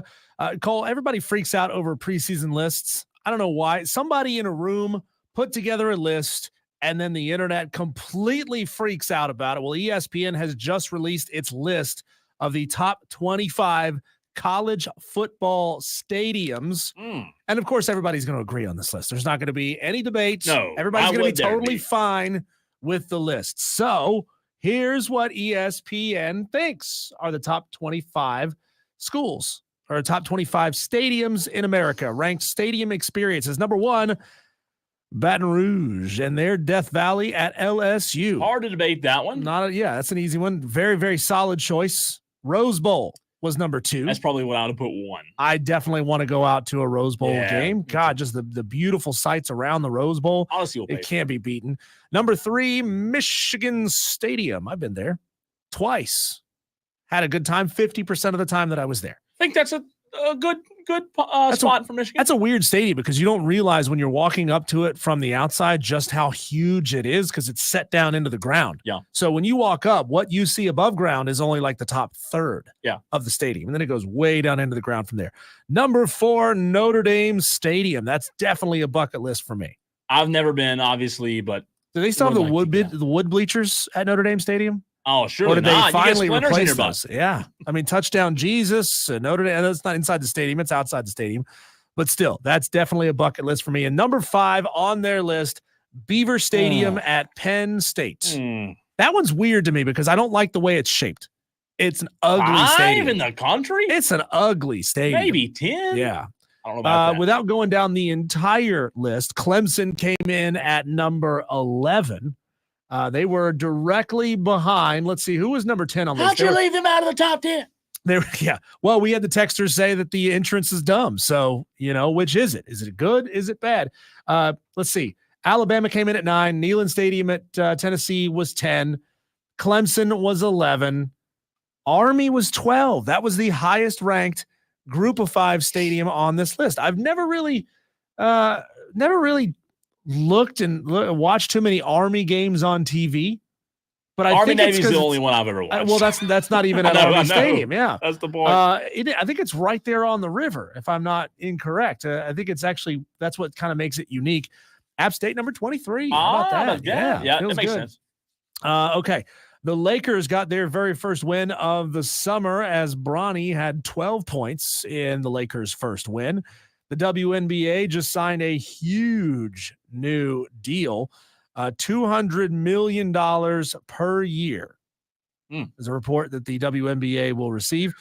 The Fever, Caitlin Clark, had a WNBA record 19 assists and a loss. Round 1 of the Open Championship was today. Tigers shot an 8 over 79 in round 1. Tiger. Very much in danger of missing the cut. The crazy thing is, it's not that bad when you consider the fact that Bryson DeChambeau shot 5 over, and he sits pretty low down the leaderboard as well. Tiger's just, man, I hate it for him. He just needs to go ahead and hang it up. This was fun. On the very first hole, Jamie Montojo eagled the par 4 first. Sounds like me out there. Yeah, he on his second shot, he laid it within about 15 feet shy of the hole, 2 bounce in the hole. That's a great way to start. Not too when shabby. You're starting -2, Jamie, after 1 hole. Hi, me. Major League Baseball is back tomorrow. The Atlanta Braves still have 67 games left. They're 53-42, 8.5 games back in the NL East. Cole, who will they play tomorrow? They are at home tomorrow against it's a team from California. God, just looked. Is it the Padres? If they're a top half of the league team, they have a very good chance of beating them because they tend to beat really good teams. They'll play the Cardinals. They're back at it against the Cardinals, who are 50-46. I was going to say 500. 24. They're 24-24 on the road. The Braves are 29-17 at home. I believe they lost 2 out of 3 against the Cardinals when they just played a series against them a week or so ago. The mayor of Paris did actually get into the Seine River to demonstrate its safety. Still not going to see me doing it. That's dirty. Brad Brunell, Mike Noonan, and Eddie Radwanski Eric Bakich, and Kelly Hester all agreed to new contracts with Clemson University today, so your coaches aren't going anywhere. Let's go. Final show of the week tomorrow. We'll do it again, 3 to 7 p.m. Tolo.